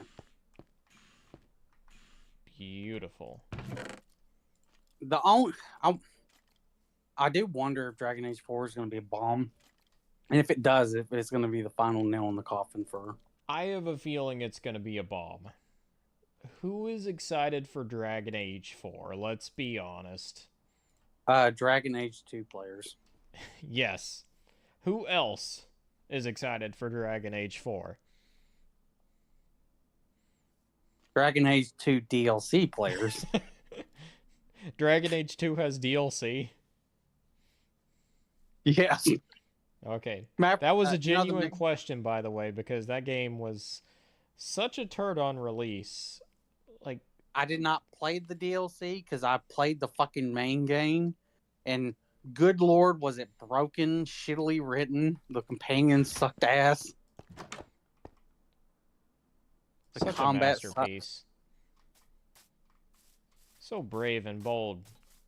Completely better than the first game. Andromeda lovers. The Mass Effect Andromeda lovers, they're really excited. Also, the Anthem players, they're excited for it too. Yeah, all 5 of them. Well, I didn't say there was a whole lot. I'm just saying they're excited for it. Nah. Oh man. Oh boy. Like they're working on Mass Effect 4 as well, which if this game bombs, I do wonder if EA is going to just cut the plug from all of it, and I hope they do. I do too. So BioWare's been bleeding money. Yeah, they had Anthem. Great, I'm on fire now. Andromeda, Mass Effect Andromeda, Anthem, and then if Dragon Age 4 bombs, 3 bombs back to back. Yeah, I don't think BioWare is going to last much longer if Dragon Age 4 fails. Oh shit. Hopefully. I'm tired of it. Put them out of their misery. They're not the company they were. No, they're not.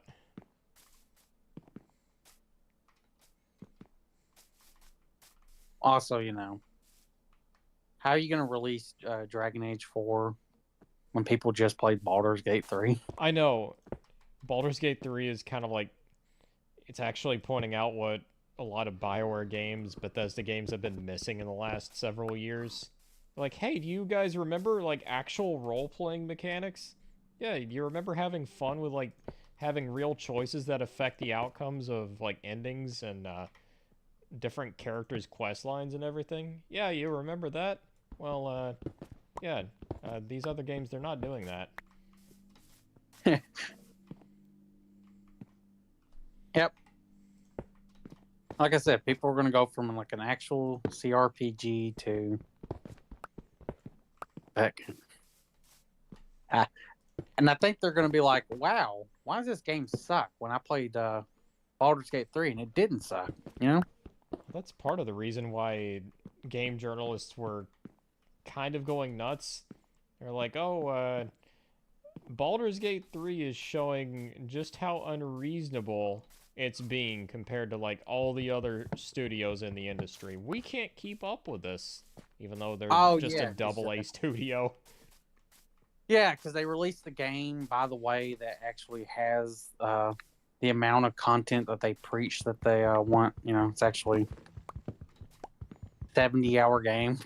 They've actually got a really good content release model where it's like they'll usually kickstart their own game and then they'll just go through incremental updates, like months and months of incremental updates until they finally say, yeah, it's pretty much they're ready for release. They don't release any DLC. They're just they're continually patching and adding more content to the base game until they finally say, okay, yeah, we think it's good enough. We can move on to another project now. Now, the reason I don't think they're doing DLC at all is just because Wizard of the Coast. That too, but Larian, they've got a good track record where they don't really sell DLC for their games. They just update what's already there. But you know what I would thought would actually been good DLC? What's that? Instead of it being like new areas and shit like that, I mean, you can add like little small ones, but it'd just be adding like different races and stuff, like DLC packs, where that has to like fully integrated into the system, and maybe like a companion Yeah, with a storyline, yeah, I can see that. just adding on to the existing story. Because it would be hard to like make a DLC for how Baldur's Gate 3 is set up.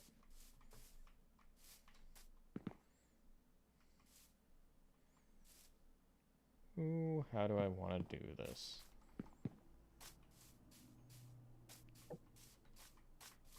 There's a tiny little cave down here. I'm not sure I want to chance it. But I'm ready for, because I do suspect around December or something is when they'll add the co-op, cross-platform co-op. Because September is when they're adding the official DLC, or not DLC, the official mod page under them, which at a certain point they'll add it to consoles as well. Which is great because I need face mods and hair mods and shit and beards. You're going to be getting all those face mods, hair mods, and a few other mods too. Yeah, I don't like the beards and shit. They need Well, actual I mean, sliders you know what? for characters. That's one thing. They really need that. I don't like the presets. They're fine Yeah. if that's what you start with. It's just it needs more. Well, that could, I mean, the next game, I hope that'd be one of the things I'd be like, add actual like, don't just add the presets, add actual something to it, something more. 'Cause the problem is in Baldur's Gate 3, I fucking hate most of the preset faces. Let us Like, I make really- ugly characters too.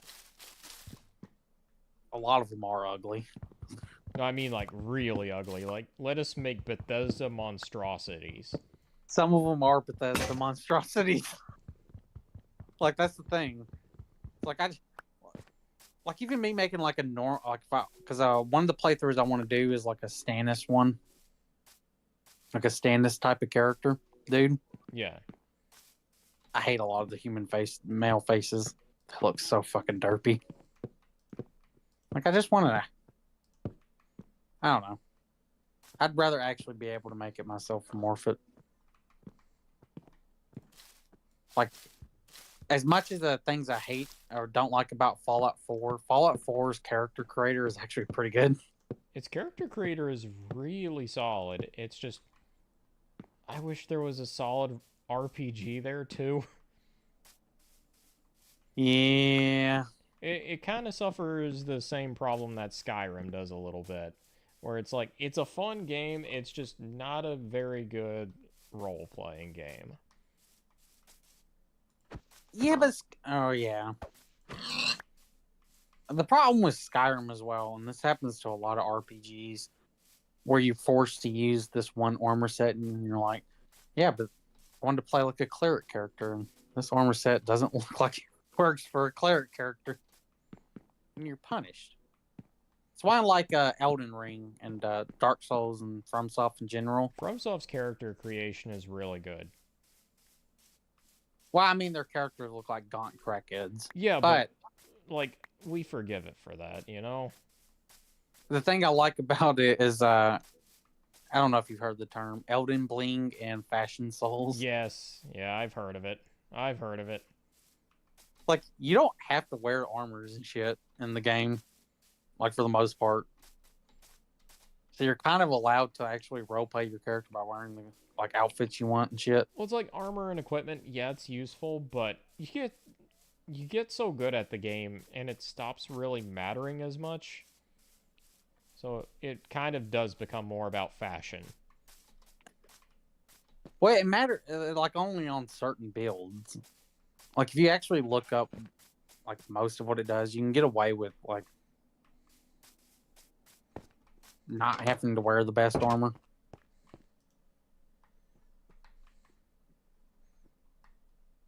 How much of this area have I explored? Oh yeah, I have to actually be holding this while I'm looking around. Oh, boy. Oh boy. Making the pink wall of doom. You bitches got your pushy hats, I got my pushy wall. Give me my axe. And my axe. There we are. And it's about to be nighttime. Oh.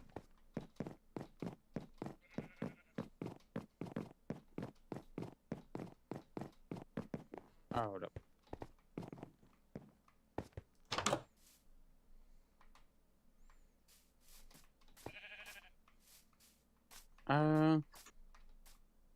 Door. Door.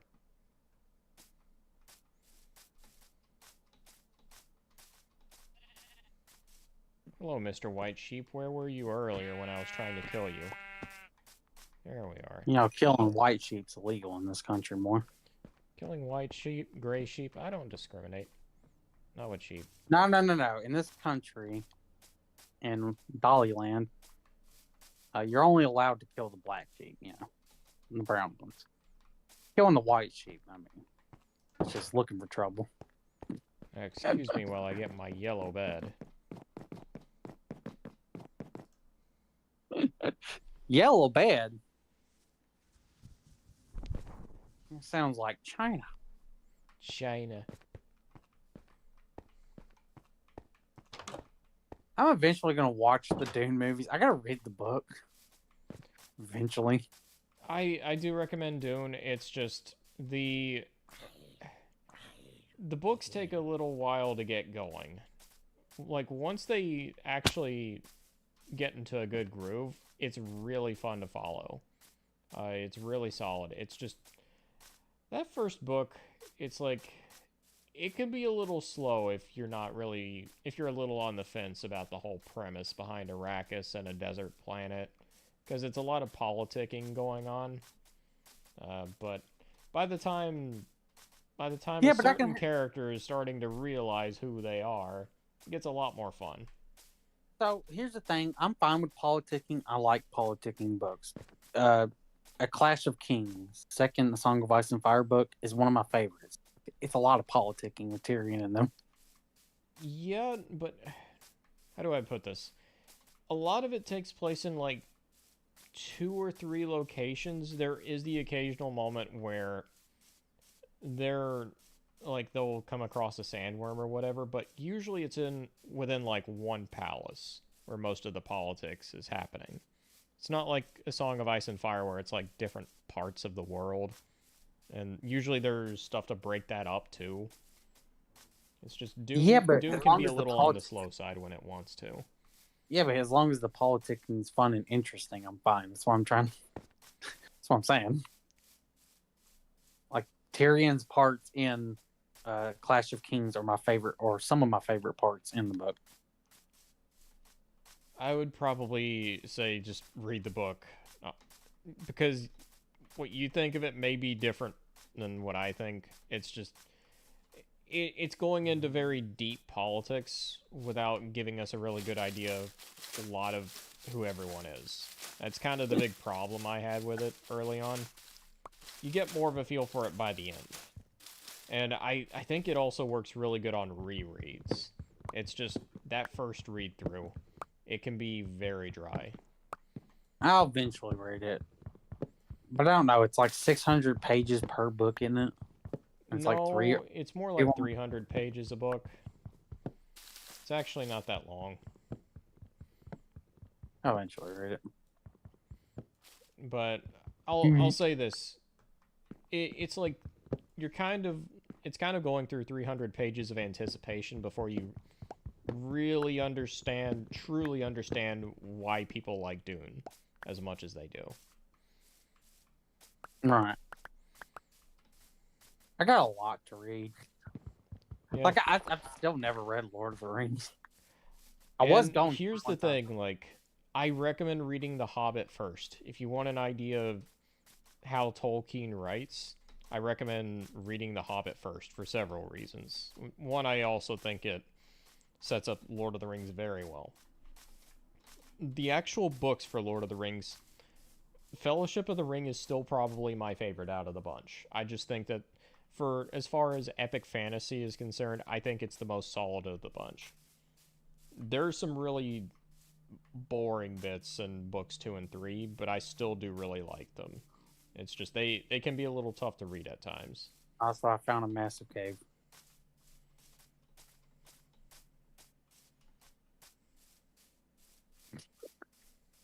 The reason, you know why I didn't actually fully read it? So I actually was going to read it, I don't know, in like 2016, 2017.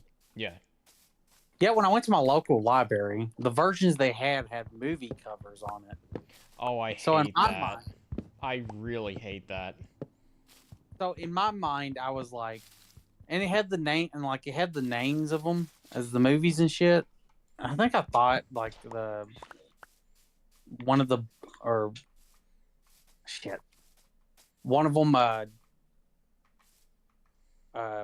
the books didn't have the name that the movie had or something like that. I don't know. For some reason I was thinking that. I remember getting a Christmas gift where it was The Hobbit, but it was like the Martin Freeman like movie cover with him on the front. And it's like I still loved reading the book, it's just I did not like that cover. It was just like a movie tie-in book cover. It just looked cheap by comparison. Well, also, I thought they were like fucking, you know, like a novel adaptation of the movie versions. That's what I was thinking. I was like, you know what? I don't trust it. So that's why I can't read Lord of the Rings. I'm gonna sound really cringy when I say this, but I really like. I ended up growing up with the like Rankin Bass like animated version of The Hobbit. I really enjoy that version, despite all the problems I have with it. I've watched the animated. It's just been so long. Some of that I know for a fact is nostalgia. I'm not even gonna act like it isn't, but it's still one where it's surprisingly close to the book for the most part. Yeah, there's stuff they leave out, but it's still it has that kind of like 1970s like D&D swords and sorcery feel a little bit. So I don't know, it has a really nice kind of like animation style and tone to it. So I'm willing to forgive a few faults just because I think the stronger parts of it are really good. Didn't it have the whole song, the where there's a whip, or where there's a whip, there's a way? That's the Lord of the Rings. Oh, is it?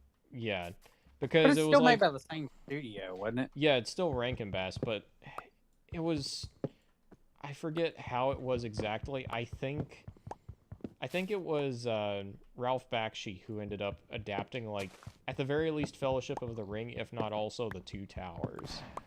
And then it came to Rankin Bass to actually film. They were adapting Return of the King. So, yeah, where there's a whip, there's a way. That's where it's like both Frodo and Sam actually like disguising themselves as orcs going through Mordor. Was that an actual song in the book? I'm trying to remember. I don't think so. Can't that There's a 'Cause the lot whole of thing there's a was lot of supposed to be songs that- in the books, Lord of the Rings included. I don't think that's one of them. Well, I know because I know the whole premise behind that is Samwise gets the orcs to or the orcs and goblins to start fighting the noble, like Yeah. causing a race war. Yeah, and Sam in the book also starts a race war. Like, he does the exact same thing. And the thing is, I knew about the song whenever I was reading through the books again, and I was able to pretty much like point right at the page and say, "Oh, I see what's happening. Sam's starting the race war proper now." Why was that cut from the movie? I don't know. I'm guessing it was something that just ended up getting put on the wayside. That's my honest guess. I Like, really I'm not don't even know. saying having the song or whatever, but I mean, like, Samwise causing a fucking race war in the live action would be great. Yeah, there's certain little things that the movies will leave out from time to time that just kind of leave you scratching your head a little bit. It's not all the time. It's just when you see it, you're like, why did they leave this out? There is one thing I know that they changed. I actually think was better. There not being a 24 fucking time skip between Gandalf going out to look around the ring and then their quest starting. It's right around like 19 or 20 years of a time skip between like the first chapter and like the second, I think. Yeah, I don't like that. I like in the movie because I get it's supposed to be paralleling Bilbo and his adventure. But here's the thing. This is why I liked it more in the movie. That it was only like, I think, a month or 6 months or some shit like that. It wasn't super long. Yeah. I'm gonna be struck by lightning at this rate. It makes it better that Frodo didn't get the opportunity to be the age that Bilbo was when he went on his adventure. And it also lends into Frodo just not being ready. Just, does not have the experience of time that Bilbo had. It works a lot better that way just because it's a lot more of him being a fish out of water. Like, even more so than Bilbo. Right, and it works because he's fucking like 20-something. Yeah. In the book, Very young. it's meant to be like a direct parallel between him and Bilbo's whole journey. So he's like the same age as Bilbo whenever he went to Lonely Mountain. The only thing is, Frodo realizes pretty quickly that this isn't the same type of quest as Bilbo's whole adventure. It's Right, very different, a lot more dire. Right, which is one thing where I say the movie did it better, just because it works. It works better that Frodo being, 20 years younger than Bilbo was. Yeah. Uh-huh. I do think there are certain things that the movies do. I would say almost objectively better than the books. So I'm not I'm gonna gonna say ask- everything, but there are several places where I'm like, yeah, it's just overall an So- improvement. This is a thing I kept hearing, that Tolkien doesn't like putting allegories or shit in his books. Yeah, I kind of find that hard to believe when Tolkien has like a very heavy anti-industrialist theme in his story. I think the way he put it was Saruman and the ant folks. so the way I think he puts it is he hates having like direct allegorical messages to where it's like it has to be interpreted this way. He'll also say at the same time there's some beliefs of his are naturally gonna bleed through despite what he tries to do. But he's like, as much as he can, he tries to make his stories to where it's like, you can interpret them in different ways, so that way it's not just, oh, it's about this message I'm trying to get across, like, concretely. Okay, was it the movie that was making the anti-industrial shit No, bigger that's... than what the book? Because I feel like that was something directly in the books, like Sauron being like the age of industrial, and he's like knocking down the trees for the goblin camp. He's still knocking down the trees and stuff. It's not alluded to quite as directly from what I remember. Because I know that was in the movie, and I was like, well, that's pretty fucking on the nose with like... Because I know Tolkien was like a, you know, anti-industrial and mega corporation shit or whatever the fuck. And it's like one of the quotes he has was like, never was there a greater evil than like the motor engine, I believe. Right. So that makes me go, well, you know, kind of feel like that one was a little on the nose in the story. So he does do some of it. Right. Because I know he didn't like what the Narnia writer did. Oh, the funniest part is him and C.S. Lewis are like big friends, but I think he hated how on the nose Narnia was in places, where it was just like Yeah, very you couldn't. blatant. Yeah, I mean, very blatant that the fucking lion's Jesus. Yeah, God. It's not even like, it's pretty much spelling it out for you. Literally in the first fucking story is Jesus getting, or the lion getting killed as a sacrifice. At a stone slab. I need to actually read those books one day. Like, I have not read the Narnia books. I've only seen a couple of the movies. I like the first one, of course, the movie. I think it was actually a really fun movie. It's been so long since I've seen them, though.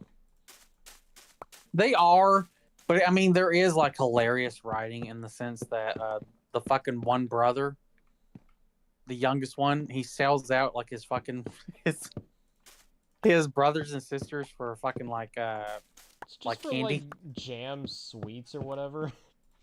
Yeah. I like, remember Jesus. that. I was like, is he just for that? Like, you're selling out your brothers? Okay.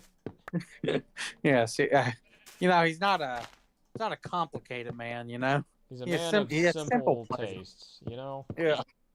It's like he didn't even have to get the ice chick to get nude or anything. Like, no, it's just some candies. No, just offer me some donuts and I'm yours. Were they donuts? I forgot what the fuck No, they they were were. It like... looked delicious. I forget what they were.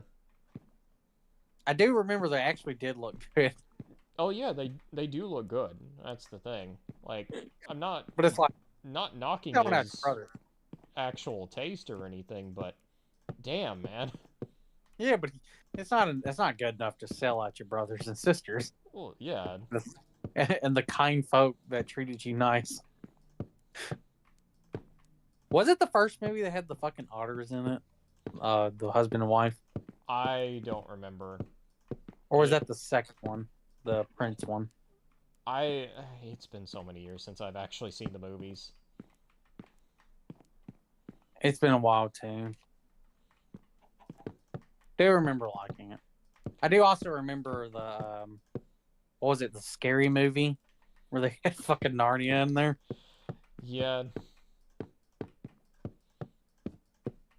Oh boy, I miss those really shitty parody movies. Just Yeah, they're they stupid. were getting a little drawn out there around the end, but I do miss them.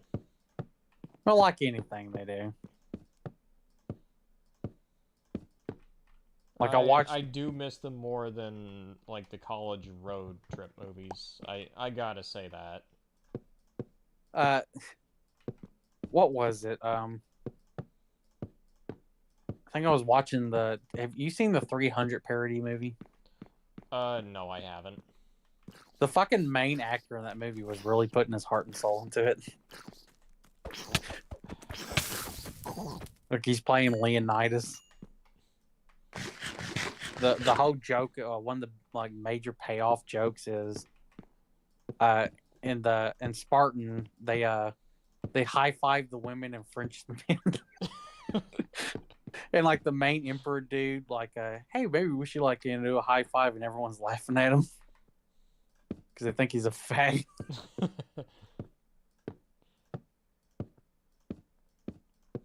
Trying to remember the last parody movie I saw. One of my favorites is so out of like all the scary movies out there, 1 and 3 are probably my favorites. 2 has its moments as well. 2 took place in the haunted house, didn't it? Yeah, I think so. It was like making fun of what was that movie? The Stephen King one. Rose Red?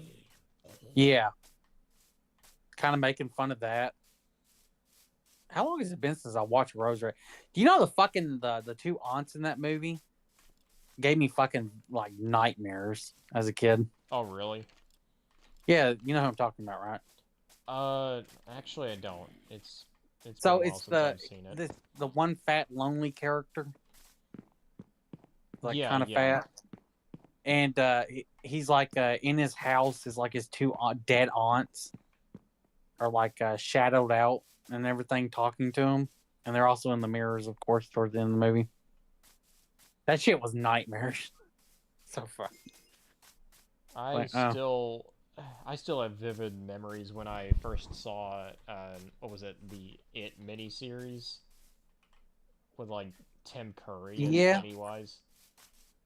Believe it or not, I didn't have that much like problems with that movie. I'm not scared of clowns at all, but that did legitimately freak me out. Like everybody freaked out over the newer It movies. Yeah, they have their moments, but none of them like came even close for me. So I kind of like the first one, the new one. However, the second one was absolute dog shit. Horrendously bad. Because they were trying to readapt the book stuff that they cut out from the first one they tried. I had some problems with the first It, like, remake movie or reboot or whatever you want to call it. I think it leaned a bit too hard into, like, slasher horror. Or trying to... It felt more like a Nightmare on Elm Street in certain places. That said, like, the actual, like, dynamic between the kids was really fucking good. Yeah. Okay, so you haven't read the book, of course. No. The problem with the book and you're always going to have problems adapting the story. Just because the way the book is actually structured is each POVs from the characters. However, the POVs are them as adults. It's actually taking place in the present time, remembering gaining their memories back as children. So you're seeing it through that. That's how you get the kid stories and stuff tying in. Yeah. So if you split it into adult and then children parts, you're gonna have problems when you're adapting it because it's not how it's actually told in the books.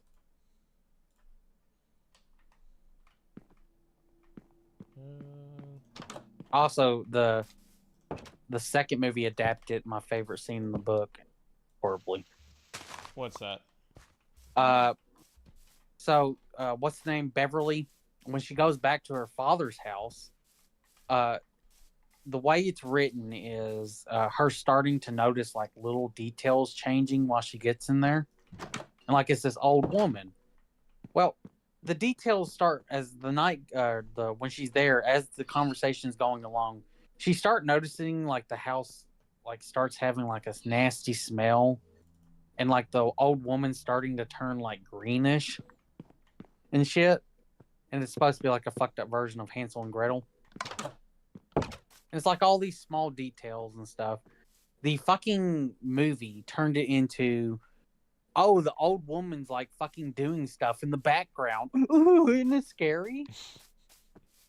I'm like, This is the best fucking scene in the book, and you fucked it up. You done And fucked you it can- up, movie. but- And here's the thing: I understand sometimes there's a problem with translating from adaptation, right? Yeah. This was no problem. Matter of fact, this would have been a great scene to adapt because as the scene's going along, you can have CGI effects of the room starting to turn and the audience watching it going, oh, what the fuck's going on? Is she starting to get more green? And all that shit. Just what they could have done. Oh boy. Here's my wool. And then they turned one character into a fag in the movie. What he wasn't.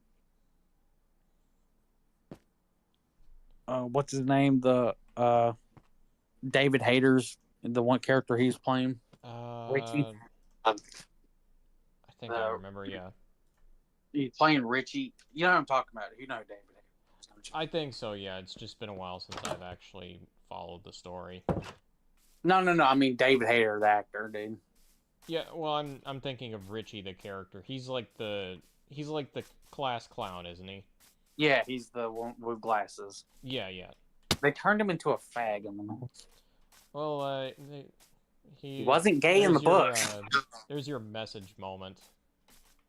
They have to make him gay just because, this movie needs more representation, you know? It's not like it's actually expanding the character in any way. No. We just, it needs to be a surface level thing. Purely surface level. Yeah, and it was a stupid line. Also, so you know, in the opening of part 2, so like I said, part 2 is they're trying to adapt the book, like, pretty closely is what they're kind of doing, but not really. Yeah. They try to introduce elements from the book back in. Well, the opening of the It book is a police detective interrogating these 2 kids and then getting the real story of what happened, where these 2 gay couple kids get attacked by them on the bridge, and they throw them over into the river creek thing, and then Pennywise kills that person, the kid, the gay one. Now, keep in mind, the present day takes place in 1980 something. So it makes sense that like a group of kids would jump some fags, right? Yeah. Logically, it makes sense. It did happen at that time. Right. Does it make sense for 2018? No, not at all.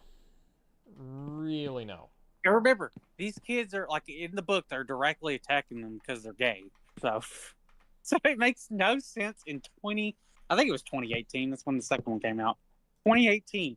I was like, this makes no sense because y'all changed the time. You changed it from 80, or it starts in 80s and then it's modern day in the reboot. Yeah. It doesn't make sense. I'm sorry. There's not people running around beating up the fags, just roaming around. Sorry. Doesn't really happen. It isn't 1980s anymore, or 70s. So that was stupid. I think these stairs are okay. I'll expand it a little more. Yeah, there we are. That looks pretty good. Also, they still wouldn't adapt Pennywise right. He's supposed to be a fucking like interdimensional spider thing.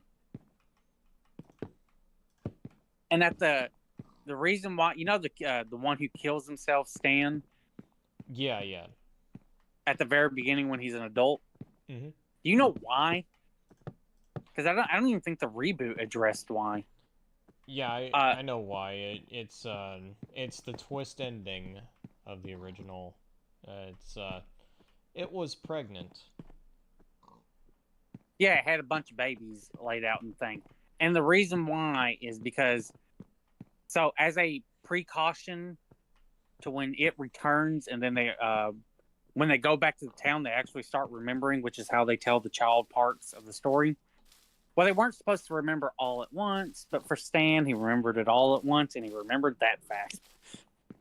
Then he said, fuck this, I'm done. I don't think the fucking reboot addressed that, if I remember correctly. I don't think so. It's been a while since I watched it. That's something the mini series doesn't really address either. It's more of like a granted, I think it's a good happy ending, but they go with more of a happy ending for the mini series, like part 2. I know. I think it's the exact same as the book. No, no, it's like what's his name? The writer who's totally not a self-insert character for Stephen King. Yeah, Bill. Yeah, Bill. he ends up snapping his wife out of like Yeah, Pennywise's that's the ending. influence. Yeah, that's the ending of the book as well. Right, right. But the whole plot twist with like Pennywise being pregnant and everything, that's No, never no, no, mentioned. no, no, no, no, no, no, no. You're not getting. I know that. You're not getting what I mentioned. That is the ending of the book. Do you want to know the other ending of the book? What's that? They all forget everything. So, you know Obviously. where Beverly and Ben, their whole romance thing, them actually as adults finding out that they're meant for each other? Yeah. Yeah, they the happy ending is they both. By the way, her husband gets killed by Pennywise in the books. I think in the show as well. Beverly's husband. Yeah, they're gonna go together, and then they're gonna forget each other and leave each other because everyone forgets everything. They forget it all, and also any documents that you write disappear. That is the ending of the story. Because Mike, he starts noticing that like all the stuff he's like the last one because he's the last one in town. Knows that eventually everything's going to be gone. But there's going to be no record of this, no memory, nothing. Because they killed Pennywise. Or killed it. Oh, I need to end up making some more glass for my windows. That's something I really need in this place. Would look pretty nice.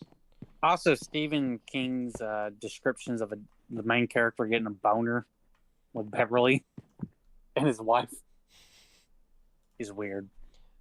Yeah, well, there's more than a bit of Stephen King's writing where I'm just left scratching my head. I'm like, I could just chalk this up to authorial intent or whatever, but no, I'm not buying it. This feels weird. So I can understand why Stephen King did hate Stanley Kubrick's The Shining. Yeah, I do too. Like, I understand it. I still like Stanley Kubrick's The Shining. Like, it does butcher the characters in a lot of ways, but I still like just how it's presented and everything. Like, the actual horror of it is still pretty damn good. It's just, it's like, it's just breaking down everything that made, like, Jack and Wendy and Danny, like, really good characters in the book. They're more like caricatures. Don't get me wrong, I like the movie, but there are things after reading the book I'm like, I think the book did a little bit better. There are some things in the books that should have been cut, like the fucking possessed hedges. That was stupid. It's really stupid. Like, if it was just there for a moment, I don't think I would mind it all that much, but the thing is they attack, and how they attack is really stupid. Yeah, they cut you up with branches, guys. Yeah, they cut you up and scratch you with branches. Oh my god, that's terrifying, Stephen King. I think I'm never going to sleep soundly again. You know he builds it up in the book as well. Yeah, he builds it up. He thinks it's this really terrifying thing, and everybody's like, no. Because in the books, if I remember correctly, he keeps mentioning like the hedges moving and shit every now and then, or watching them. Yeah, and I'm like, there's never a part in it where I'm like, I'm never truly scared, you know?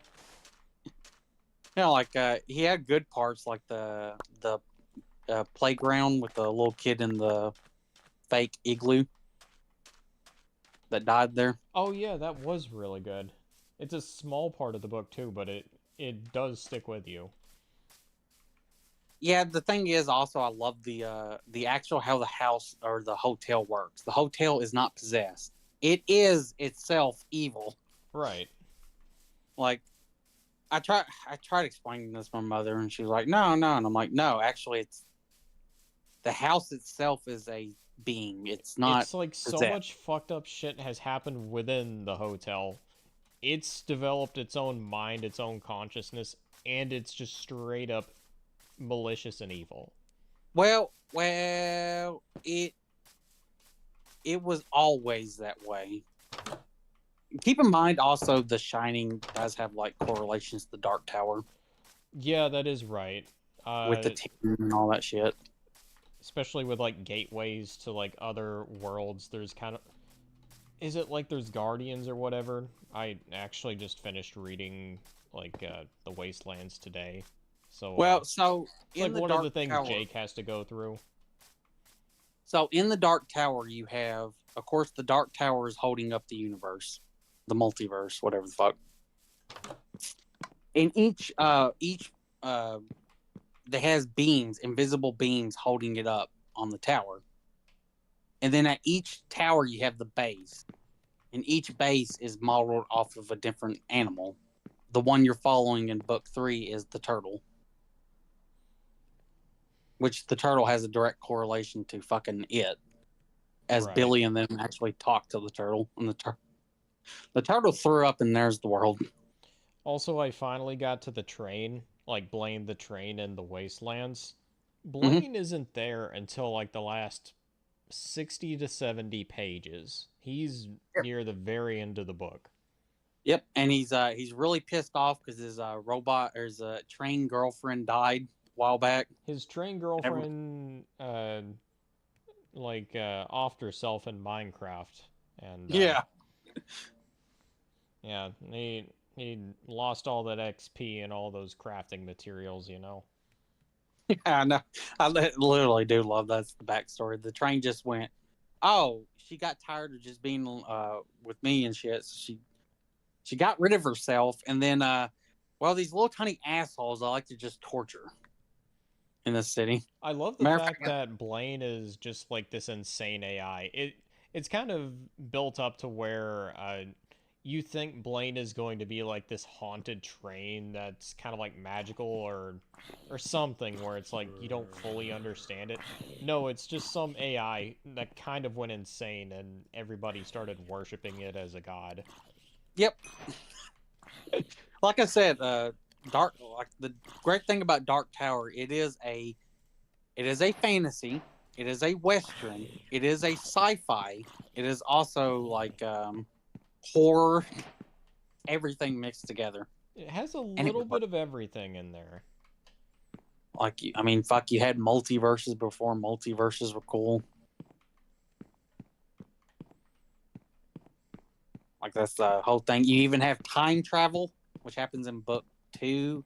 And book 3, you did get to see the actual fallout from that, where Roland and Jake's minds were trying to like rectify that they have 2 different sets of memories. Yeah. From when they actually diverged the timeline. Book 4 is Wolves of Kala, right? Or is it Wizard and Glass? Wizard and Glass. It is my favorite. It is mostly a flashback book. I know a lot of people have liked it. Like, just about everyone I've talked to really enjoys Wizard and Glass. Yeah, it's a fun, like, you know what you like from book 1, it being like this western? Yeah. That's Wizard and Glass, mostly. Yeah, I love that Roland part of Dark Tower. It's Roland as like a 14-year-old boy rolling up in this town and shit with his 2 other friends, then like kind of uncovering shit going down. I also really liked book 3. Book 3 was really solid for like kind of like sci-fi horror in a lot of ways. There's a lot of weird shit going on in book 3. Oh, you also got to meet the old lady that they meet outside of town, the city. She will be mentioned towards the end with Roland at the Dark Tower. He will actually fulfill his promise of saying her name outside of it. Also, Wizard and Glass will have a direct tie-in to The Stand. Oh, nice. like Robert Flagging, the main bad guy, is the Man in Black, and he shows up as Robert Flagging. Also, they go through the world of The Stand, which was cool. And then you got book 5, which is Wolves of Kala. I'm pretty sure, it's Wolves of Kala. And then it's Song of Susanna, and then Dark Tower. All right. How do I put this? I really like how Stephen King wrote Susanna in book 3. I wasn't the biggest fan of how she was written in book 2. Book 2, it was why I like her.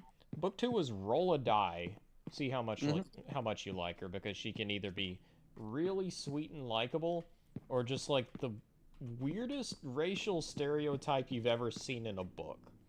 Well, to be fair, that's not Susanna. Right, Odetta. That's Detta and Odetta. Yeah. Here's the thing. I love her character. Like, I really fucking like her character in the books. Oh yeah, Susanna is great. Like, especially once they kind of come to peace with each other, they kind of merge. It's like, yeah, Susanna's great. I even think was it Odetta, the nice one? I liked her as well. Yeah. But Susanna's great. I think, did they start the romance between her and Eddie? Yeah, it starts out with I think I'm trying to remember which is which in book 2. I think it's Odetta, the sweet side of Susanna. Yeah. Who actually falls in love with him. And that continues like even after their personalities merge. And book 3, it's like they're still together. It basically, the book kind of assumes they're just sort of married. It's like, it's not like a proper ceremony or anything, but it's like, yeah, essentially they're married. It's like they treat each other like husband and wife. Very wholesome. Yes, very wholesome. Then you got Jake. And I think he got Ollie, right? Yeah, I fucking love Ollie. Ollie is wonderful. I love in Wizard and Glass. So the opening of the book, when they get to the castle, glass rainbow castle, in front of them is like a different pairs of red shoes from, of course, Wizard of Oz. Yet they're all red shoes that correlate with them. So Roland has like red boots. I think Jake and Eddie have like red sneakers. I also like the end of book 3 where it's like there's like a riddle contest between like Roland and Blaine the Train. And by the end, Roland is kind of just asserting control. He's basically saying, I wouldn't even call you like a cocksucker because that would imply that you could get down on your knees or you have a mouth. Like, Jesus Christ, Roland. You don't have to go that far. Because they're he has them on a time limit. Plus, like, if they get the answer wrong, he'll fucking kill them. Yes. Because they're trying to get through the wastelands, which is like this apocalyptic like nuclear wasteland with these mutated bird creatures. It's basically just Lovecraft land. It's like whatever life is there is just straight up like Lovecraftian monstrosities. Which the other theme with Roland's world is this kind of post-apocalyptic like world that's been really ravaged by fucking technology. The world has moved on. Yeah, because like literally he's the opening of book 3 is them fighting the big giant bear with the satellite on his head. Yes, I love that part, by the way. It's so outlandish, but I loved it.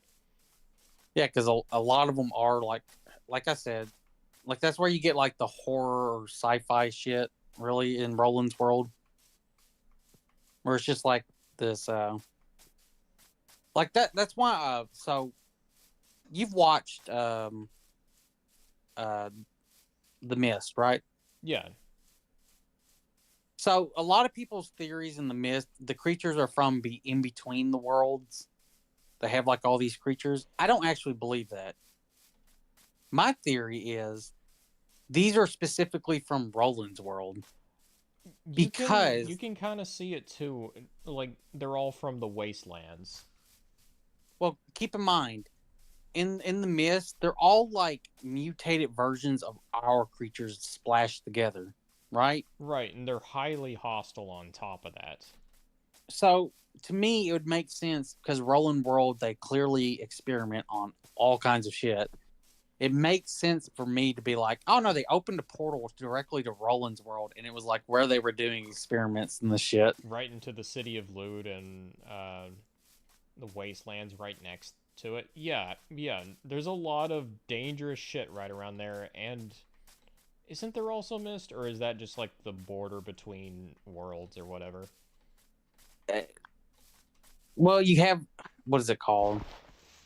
They're supposed to be in between the realms. It's supposed to be like this hostile, like weird creatures and shit. I don't know. I just think it would make more sense if the tie-in was supposed to be Roland's World, just because they do, because the creatures in the mist are like, there's rad fucking spiders, you know. Right. Well, it's Does like that there's really several sound like points. Lovecraft? There's several points in the mist where it's like they're describing the wildlife as they're getting closer to the city. It's like, oh yeah, it's a nest of white hornets. They look dangerous and very poisonous. Right. And because I do know even in the movie, by the way, this is why I do like the movie a lot, because it does actually add tie-ins to the Dark Tower that the movie could have just skipped. One of them Painting being, at the very beginning. well, I mean, he's literally drawing Roland in the Dark Tower at the beginning of the movie. It's not just But- Roland, it's also like him going through like one of the drawer's doors. The what? Like one of the like the drawing, like him going through one of the doors that leads into another world. That doesn't happen in the mist. No, it's like the painting that he's making. Oh yeah, yeah. Boy, it's Roland. Right, literally right. It's Dark Roland Tower. and like the door, like for like one Yeah. of the drawers. Right. Also, like, I think it's right before the mist starts rolling in, you hear the tinning, which is like a kind of explosion thing, which is to signify like like a major fucking thing had just happened, like entering into our world. Yeah. I don't know. That's why I enjoy a lot of the tie-ins. Also, like, what was the movie? The vampire movie Salem's Salem's Lot. Lot.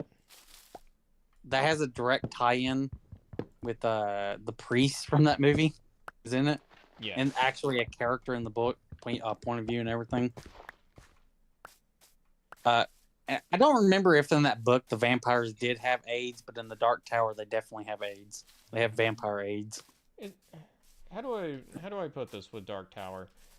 At its best, Dark Tower is some of Stephen King's best writing he's ever done. Like, Yeah. and a lot of it is not like his other writing at all. He's usually Yes. being a lot more creative with it, like really out there, and it's great.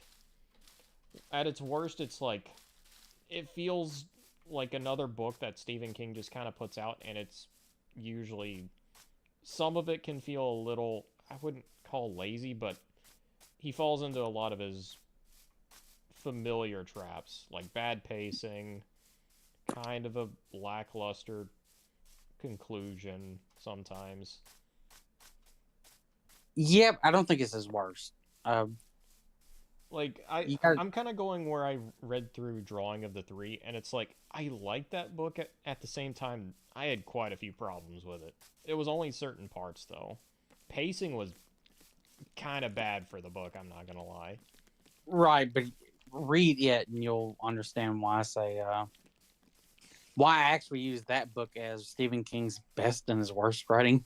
Yeah, it's a good example of his best and worst writing for Drawing of the Three, because it's like once Roland starts meeting up with like Eddie and Detta, and then like going through time and everything, like going to like New York, that's fun. That's a lot of fun, in fact.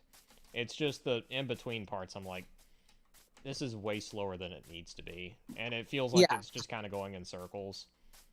I didn't like I didn't like it when I read it, and I still don't like it. Why do you have to add the description of Jake's balls getting crushed by the car? it's not just the second book that does it. It's also, I think it's also the first book, or it's either his. It's describing either his balls getting crushed or his like guts getting like squashed or whatever. It's Yep. really graphic. The guts getting squashed is fine. It's just like, why do I need to know about his like balls getting crushed? Like His crown Why? jewels getting squashed.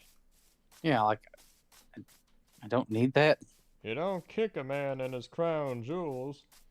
Like it's fine, like you mentioning like him getting like crushed on the car, but I don't need to know what happened to his nuts. Okay, I don't need a description for it. Yeah, Just remember that. just like George Martin. Sometimes it's like Stephen King gets a little too fixated on that side. Sometimes. George just comes down to food. I'm gonna be honest with you. I love the food descriptions. I know people don't like them. However, I do. The food descriptions. Yeah, I in a don't Song mind of Ice and Fire. Oh, some people fucking hate food descriptions, and George does spend time on it.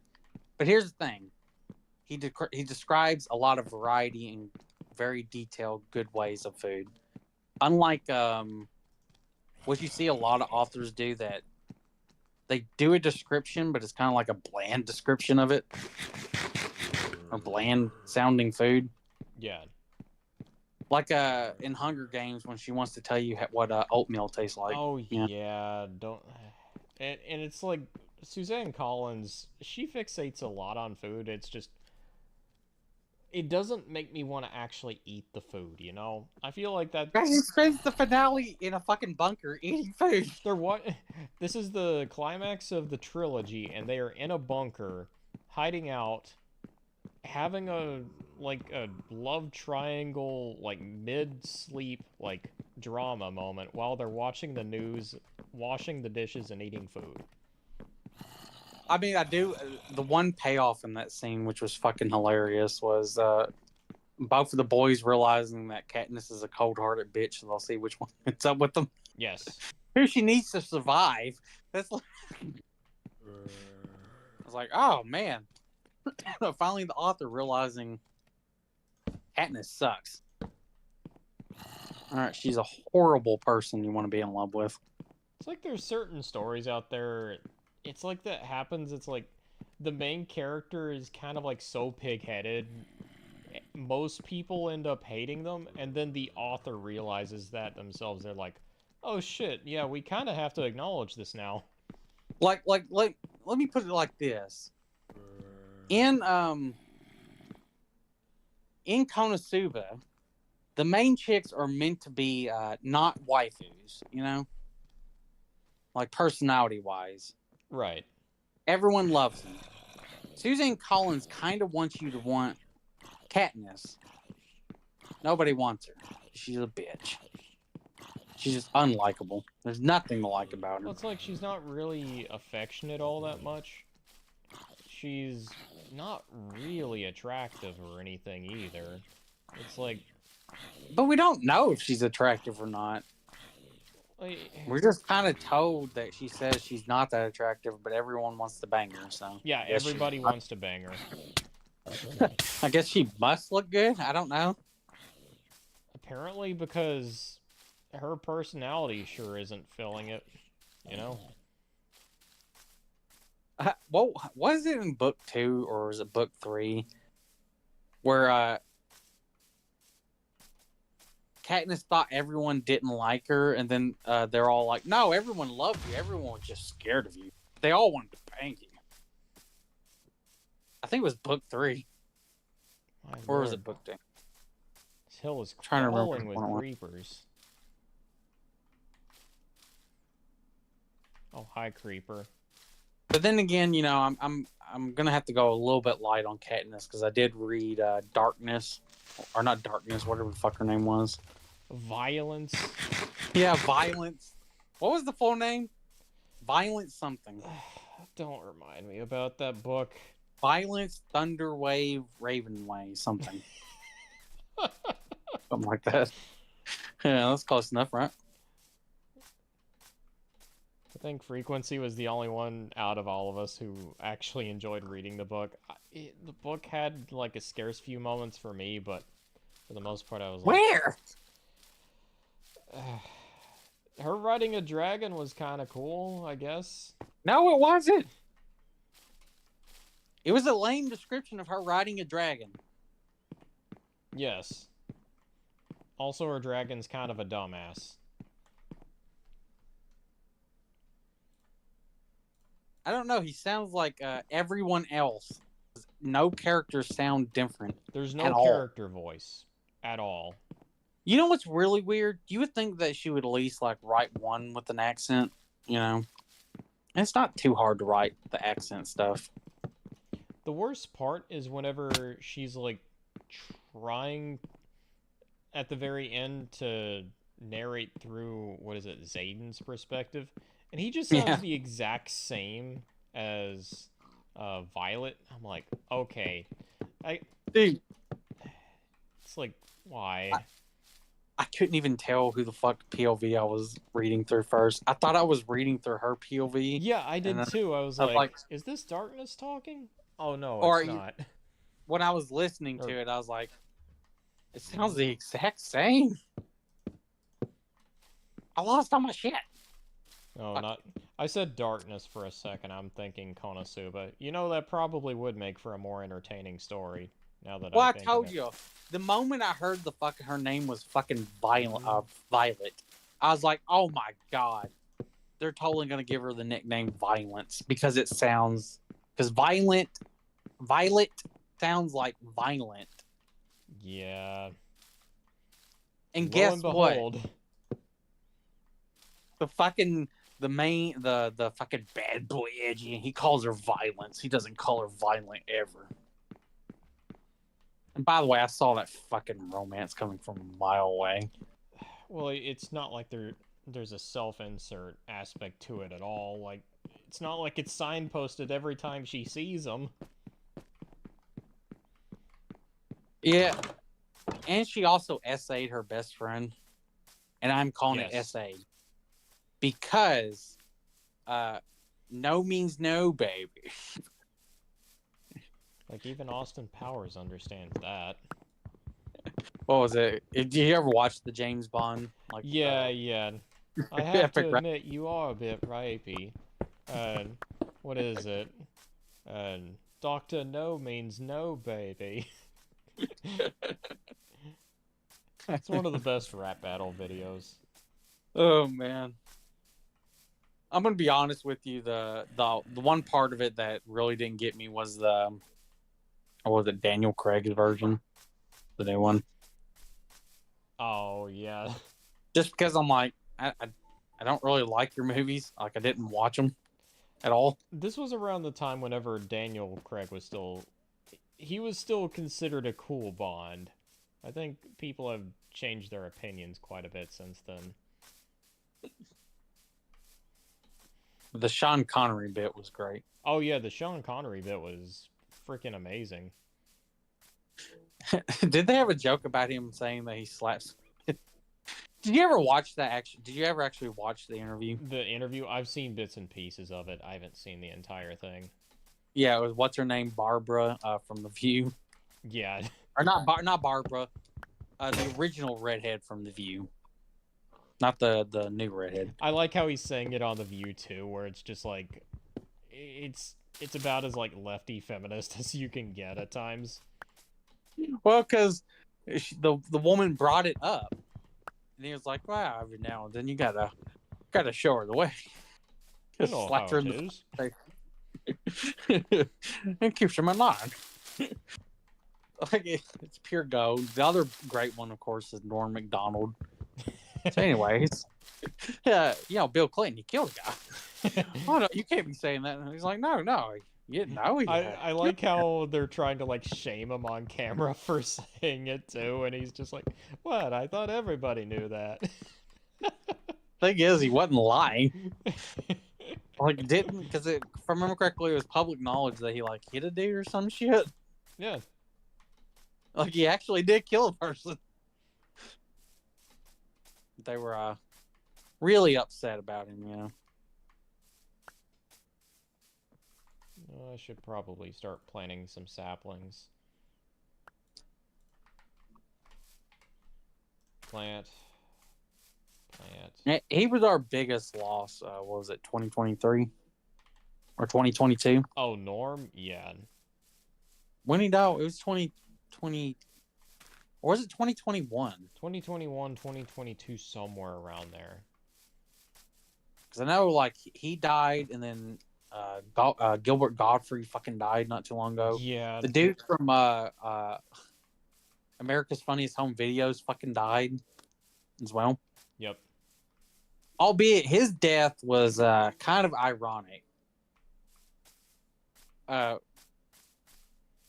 don't know the stories around it, but supposedly he hit himself on the fucking in the head, like on his bed frame, and it caused him to bleed out and die Oh, really? when he went to sleep. Yeah, and it's like, well, that's a little bit ironic. The dude who made a career of laughing about people getting hurt that way Some, fucking died that way. some real dark comedy there. Yeah. It's fucking hilarious. Who else did we lose? You know who we haven't fucking lost? Who's that? Clint Eastwood. No, we haven't, which is a little surprising, actually. He's getting pretty old. He's like 90 something, 92 or 3 or 4, whatever the fuck. He's, He's old. yeah, he's hung in there for Dude, quite a while now. He outlived fucking Betty White. Yes. Like, objectively, has outlived Betty White. Quite an accomplishment, because we didn't. He outlived Betty White and the Queen of England. This man should be given an award very quickly before he dies. Before he does, croak, you know? Before he does buy the farm. Give an award. Sir, you have outlasted Betty White and the Queen. How do you feel? Pretty good, actually. So anyways, I'm going to do Dirty Harry 3. You feeling lucky? What was the last movie he just did? I'm trying Did to he do think. like a... It wasn't a Western. I No. don't think he's done it for a long time. I think he should. I think he needs to do one last Western. I think it would kind of be a little poetic, sort of like I don't know when he's planning on like ending his movie career, or if he's just like planning on making movies till he drops. I think making movies until he drops. He may do it, but wouldn't it be poetic like the very last movie he makes? It's just like a swan song to westerns. It's like his final role as lead. I think he should. I'd enjoy it. I think he'd do good. I do like him as a writer and a director. Yeah, he's a really good director. Like, really good writer.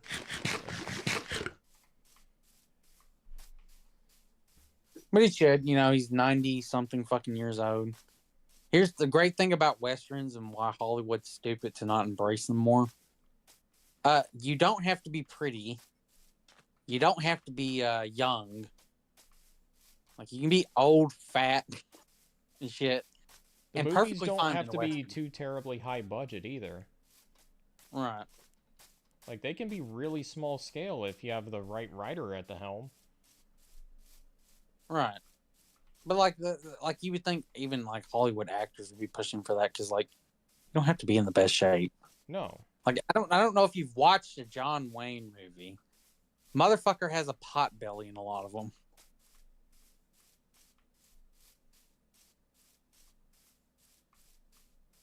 And y'all complain about y'all having to get in shape for a role. Well, Western you don't have to get that much in shape.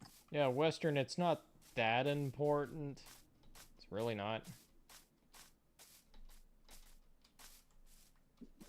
Oh boy. So long as you're not, like, outwardly obese and, like, wandering a desert, I think you're okay. Not even obese. No, I'm saying, like, outwardly obese being, like, the main protagonist who's, like, going through deserts and everything, always riding on horseback. It's like, Yeah, but that's water storage. No, but I don't believe someone like that would last very long, or they would lose weight quickly. Yeah, what are you talking about? Water storage, like a camel. All I'm saying is you be on the road for so long, you're always traveling, you're gonna be losing some weight. Well, that's the same thing with even in A Song of Ice and Fire with Samuel. Yeah. Motherfucker shouldn't be fat anymore. No. He's not only been in the Nights, and I get that like he's had an easy time in the Nights Watch because of John and them protecting him. However, when they go to the campaign in the second book, Past the Wall, Samwise goes through all kinds of like heavy labor and marching and shit. On top of, after the Battle of the Fist of the Men and shit, and they start retreating, they finally make it to Crastier's place, and then after that shit goes to hell, he's like wandering in the fucking frozen place. Like he ain't got really that much food to eat and all this other shit. The motherfucker should be not as fat, you know? Right.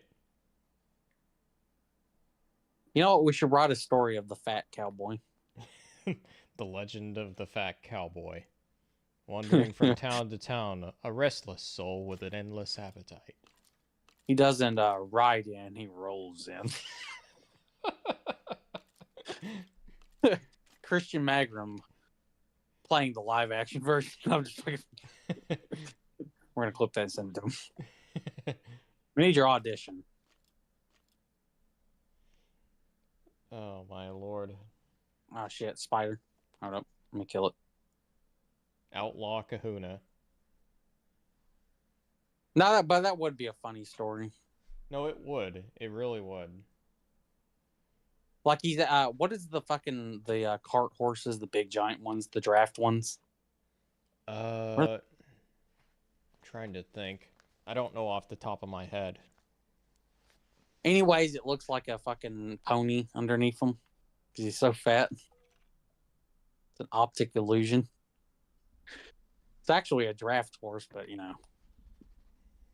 Not with this man on top. All right. Not this. Do you want to call it for tonight? It's right at past midnight. Yep, we can go ahead. All right. Well, everyone, we'd like to thank all of you for following us in this little escapade in the chill world of Minecraft. From me and Billy Bob Sack here, we wish you all a great night, squeak squeak, and God bless, friends. Kaplaw, kaplaw, kaplaw, kaplaw, kaplaw.